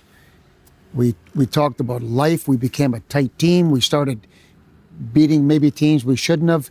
We just became the parents. We had a fantastic time. And to this day, if I see Stocksy and Quinn and Souk Paul, he's got the big orchard up there. And his brother, I see, invites me up anytime. This is 1995. And some of these guys haven't seen me in 20 years. But if you see Holst, tell him to come up to grab some apples at the orchard. That's the connection we had in 1 year of Bantam. So why did I win that award? Because was it about winning, or was it about helping human beings be better people, work together? We had a good coaching staff. So that was a compliment to, it's not only about winning, but when you get into this, the Felix and the Klangfurtsboom, it's about winning. It's a different bird, but you still, my opinion, we were also successful in Felix because we did have, sure we had, Pintner, Caspi, Bohm, Lancey, Kropi, but we got young guys in there, tough and young Raffles. So I think when I walked, I'll never forget it. I walked the next day and I had tears. Let me not be shy. I was fucking crying. Walking down the street along the Drow by myself because I was kind of seeing a gal then, and she went back to Innsbruck, and she was there for she was there for the win. She's down in the dressing room after the game talking to reporters. It was unbelievable. But I was crying, walking down the Drow. So now to your question. I thought you'd never answer. So, but no. To your question, I just answered the question. How big is it? Phew, Makes you you're cry. 50-some years old, and you're walking down the Drow, crying because you won a championship, and everything that went into it, the good, the bad, and the ugly, is freaking huge. I'm going to tell you who coaches New Jersey? Lindy Ruff. Yeah. You think if you won a Stanley Cup, you wouldn't cry? Of course you would. I guarantee you'd be freaking in tears. Get the bathing suits out, folks. Went So that to is the final? passion of the game. Here's the question I was going to ask you on TV tonight, and I didn't, because, we were kind of running out, with the stuff. How many NHL players, percentage-wise, never won a cup? 95. I don't know the answer, but it's freaking high. Because some teams get on runs, right? They run. Jersey had the run. Detroit had the run. Pittsburgh had the run. Montreal used to always have the run 2 or 3 times, 5 in a row. How many players never win a championship? It's an unbelievably high stat. So when I look back at my career, you start to feel it. You go, Jesus. Like, am I a loser? Like what Bousquet said? No, I'm not. But it does get you, because you know why? There's always that couple percentage of people who question you. And those are usually people who aren't your friends or aren't your close fans. They're the people who aren't happy with themselves in their own lives. And there's a great saying in Canada, it's called misery loves company. And it's a big saying because misery does love company. And people want you to fail more than they want you to succeed. And that is true. We're going to get a lot more wisdom as we head into the off season and have you back on Hockey O'Clock in a month from now, roundabout, as this podcast continues until, I think, the beginning of June, which is right around the time where a lot of people then fully focus, deservedly so, on hopefully a normal summer. But one thing I need to ask you, because it was your first full year as a TV pundit, as a TV expert, how was a year for you on the other side? You played, you coached, and now you're doing analysis. How was it?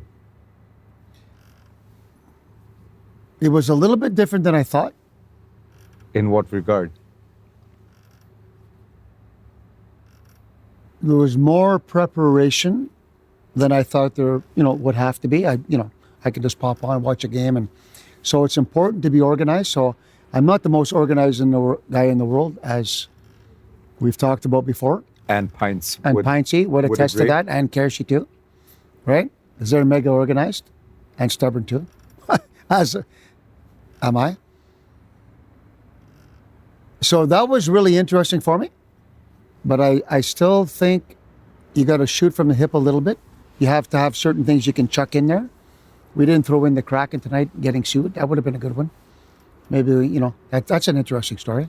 because in the United States, everybody sues, right? I would say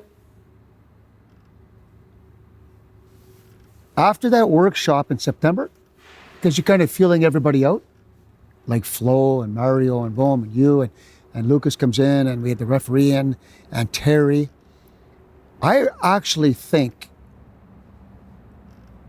I wasn't that close to Daniel because he's coaching and stuff. My connection to Terry was like really fun, and to you and Lucas, right? We actually text and have fun. We've actually become friends, and the team was one of the biggest and most important things for me. If I would have done this and felt like we didn't have a chemistry, connection, you, me, Terry, Bohm, Bells, everybody, Bruno, Bernd, I wouldn't do this. I think it's no different than a hockey team or a business. You need a good dressing room. And I really think we had something that's special. I mean, we're rocking on a freaking wooden chair here in Vienna having a beer. I'll make sure to post a photo on social media so your parents can see as well. That'd be good. You know what I'd like to? Are your parents on social media? God, they don't even have a cell phone. Sorry, didn't want to interrupt. But you know what I'd like though? I would like a picture. You know when you and me are sitting doing the game in the studio? I'd like a picture of you and me so I can send it to them. And I can take a picture of it on my phone and send it to them on the email. Or a couple of pictures that they'd like to see. They heard the podcast, but they go, Greg, you're just talking. They thought they could see me. Mom, it's a podcast. So audio only. Can I ask you a question too? Sure. Shoot from the hip. Who is the team to beat next year? You're asking me that? You're the expert.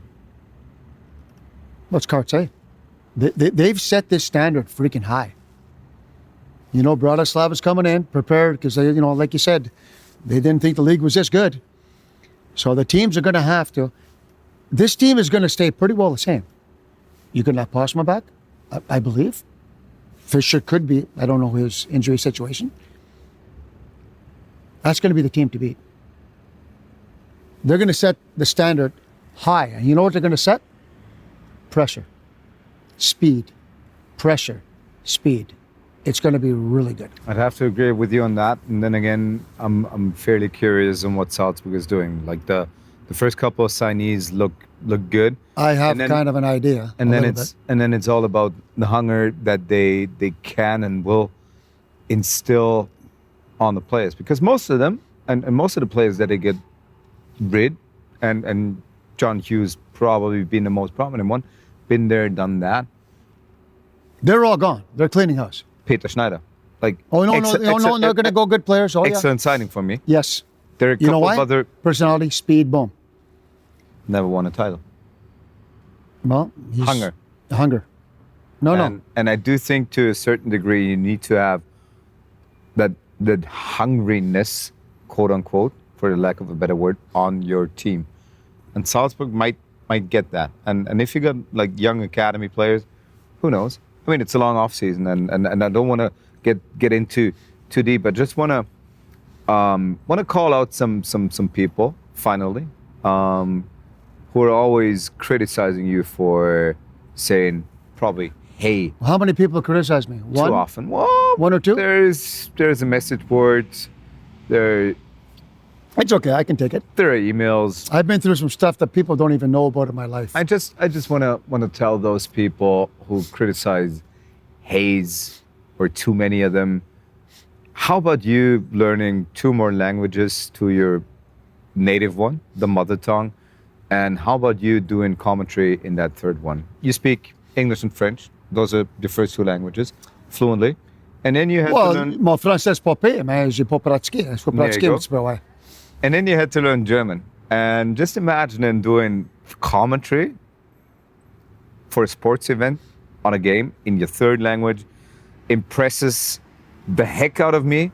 Hopefully, a couple of people out there would go like, yeah, wow, 3 languages. I don't even speak 2 fluently. So maybe it will do the trick. Even though I never thought the hay was too much. I got so many more things that people rightfully so would point to, that I'm never gonna get rid of, because I just can't. Because once you got your eyes set or your mind set on something, it's awfully hard to get rid of it. But I always, and that's from the bottom of my heart, enjoy doing commentary with you. I always, like at the very end of a game, say nothing better than to accompany hockey with you.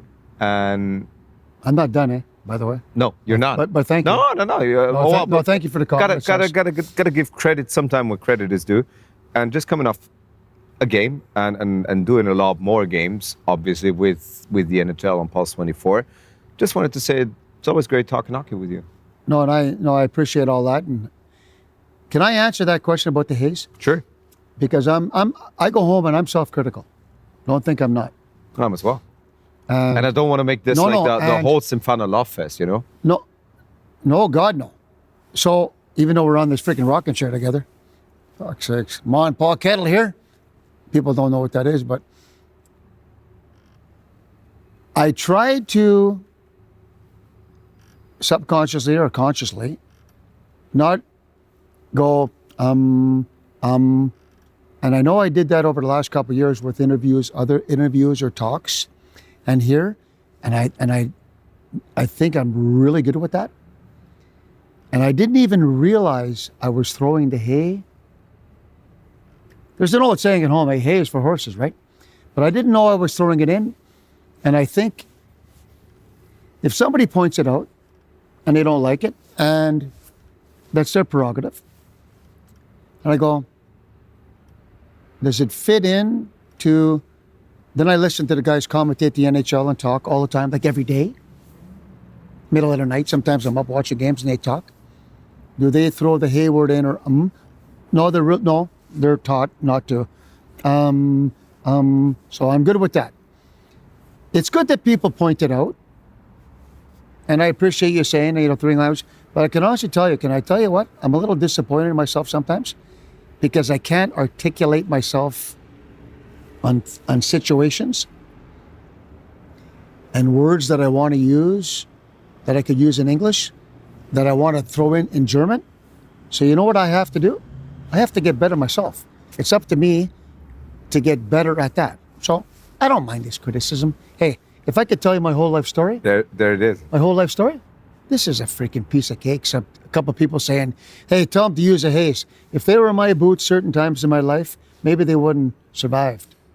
So life is all about ups and downs, dark times, good times, fantastic times. So that stuff really doesn't bother me. I kind of get a kick out of it.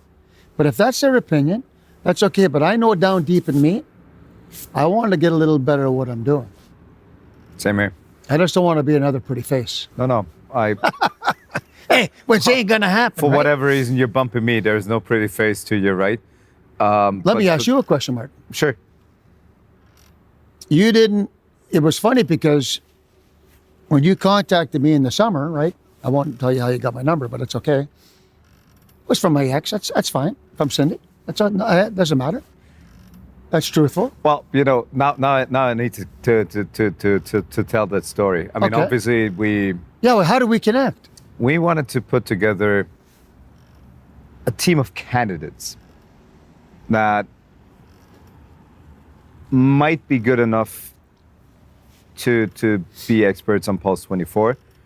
And we got a lot of different directions, candidates, but I knew and higher ups agreed that we needed to have an expert on playing on the ice, an expert on goaltending, and an expert on coaching. Now, problem is it's awfully hard to find someone who's coached on the highest level, who had success on the highest level, and who spoke German.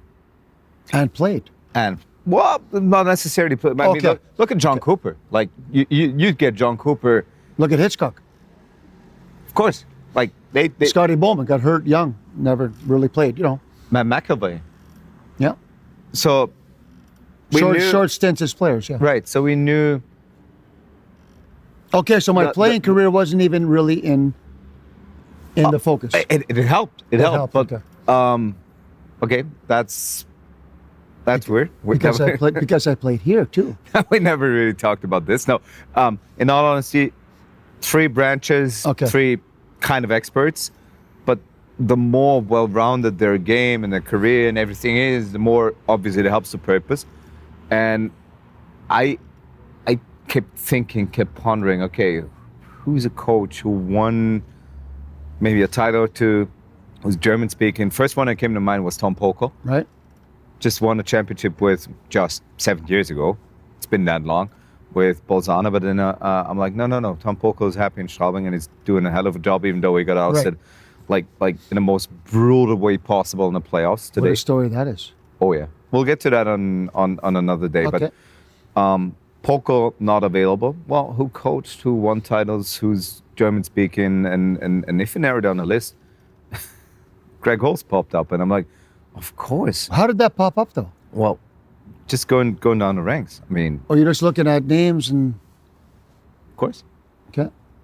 And I'm like, In the phone book? shoot, Greg Holst. No, just on who won titles in, Okay. in Oh, I Austria, see, right, okay, Germany, yeah, looking at the hockey Switzerland, stats, okay. who's available. And Where's Holtzy kicking? Is he alive? what's he been up to? He left the league, and I remembered, and that happened during last summer, that I got you on one of our shows with previous TV station that owned the rights in Innsbruck, and when I was getting you on the show, I was texting with someone, and I don't remember who it was. Was that when I talked to Velzer? That very well could have been the case. After he had his thing? Yes. Yes, it was. In behind the net. Yes, it was. And we got you on the show, and then you invoiced your train tickets and your hotel room and everything like that, and you didn't write me directly. It was your former girlfriend that sent me the receipts, and I'm like, okay, I'll pass this on. Oh, that's what it was. And last summer, I'm like, how do I get in contact with Greg Holst? Let's just try his girlfriend. Didn't know that it's the ex-girlfriend at that time. But she gets back to me and says, well, here's Greg's number. And it's a late June, early July summer day. It was late, yeah. It was still sunny and bright in Austria. It was, of course, sunny and bright in Canada. We touched base. You got back to me. I was like, well, there might be this opportunity. And as everybody else, you had to go through an audition. As everybody else, this audition was graded. And at the very end, the higher-ups felt most comfortable with you getting, not that it's the coaching gig, but you getting one of the 3 or 4 spots. And they felt confident enough that Terry would be able to get one of the spots, and Daniel. And then we got a late edition with obviously the National Hockey League rights and Phil Lucas to everything, and then everybody feels more than happy, as far as I could gather, myself included, with the choices that we had. But that's how you got back to Austria, and that's. But do you realize though that even though there was you did give me, you said, well, how much time do you have to think about this? We talked, about, the situation. During a pandemic? No, and I said, well, how much time do I have? And it took a couple of weeks. I said, well, and it finally came down, can we get a, answer by next Friday? And then next Friday, it was about 3 weeks. And I said, okay, you know what, Martin, I think I'd like to do this. Well, that's great, but I don't know if I can get there. And I went to Kelowna. I asked the doctor. I went to the big tent to get a COVID test to be able to fly to Europe to work. No. Can I pay for it? No. I said, Martin, I don't know if I can get there. You had to take a test in Montreal, didn't you? I talked to my sister and she said, I don't know. She phoned a private hospital or doctor, and yes, you can do a private test for $199. Okay, so make me a date. So I flew to Montreal, which was great. See my parents anyway, which I wanted to. Some friends, my buddies, we went golfing. I spent a week in Montreal. And that, I couldn't get out of Kelowna. So I didn't know if I could come. Got to Montreal, and then I flew to Germany. This is crazy. I flew to freaking Germany, and I had all my stuff, all my papers in my luggage, in my carry-on. And she says, would you want to put your carry-on too, because it's kind of heavy? Move it down. I said, okay. Oh my God, I got to get to the freaking border in Germany. I have all my stuff, COVID test, everything is in the luggage. I'm not going to get into the country. But I had one thing in my phone, and she was great. Bilski picked me up, took me home. But it was close not getting here. I really enjoy, you know what, like I said before, I learned stuff this year. I got to get a little bit sharper on some words. I know that because I'm self-critical. Me as well, hopefully. And you know what? The team was real fun. The team was, you know, it's all about humor and laughing and doing some stuff, getting better. But, you know, the world's in COVID. I mean, this is a tough time in life. And I hope I added a little bit of humor to the situation and my personality. And, you know, I'm usually pretty upbeat. And I think you enjoyed our team, right? I think it was good, eh?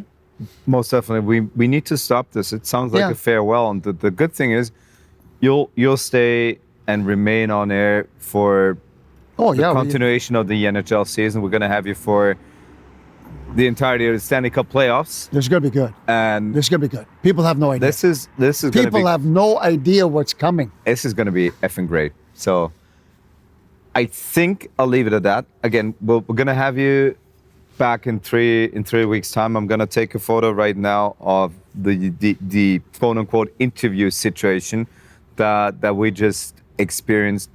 Thank you so much for promoting the sport of ice hockey, for doing everything that you do. Always a pleasure talking hockey with you. Thank you. Can I end up one note? One note. My hat's off to Kartse. They have set the bar next year in this league, how to organize a team and how to play the game. Couldn't have said it any better. Das war Hockey O'Clock in der aktuellen Folge. Natürlich gibt es auch wieder kommende Woche eine Folge. Dort dann mit einem Überraschungsgast. So viel steht schon einmal fest. Bis Dienstag in einer Woche.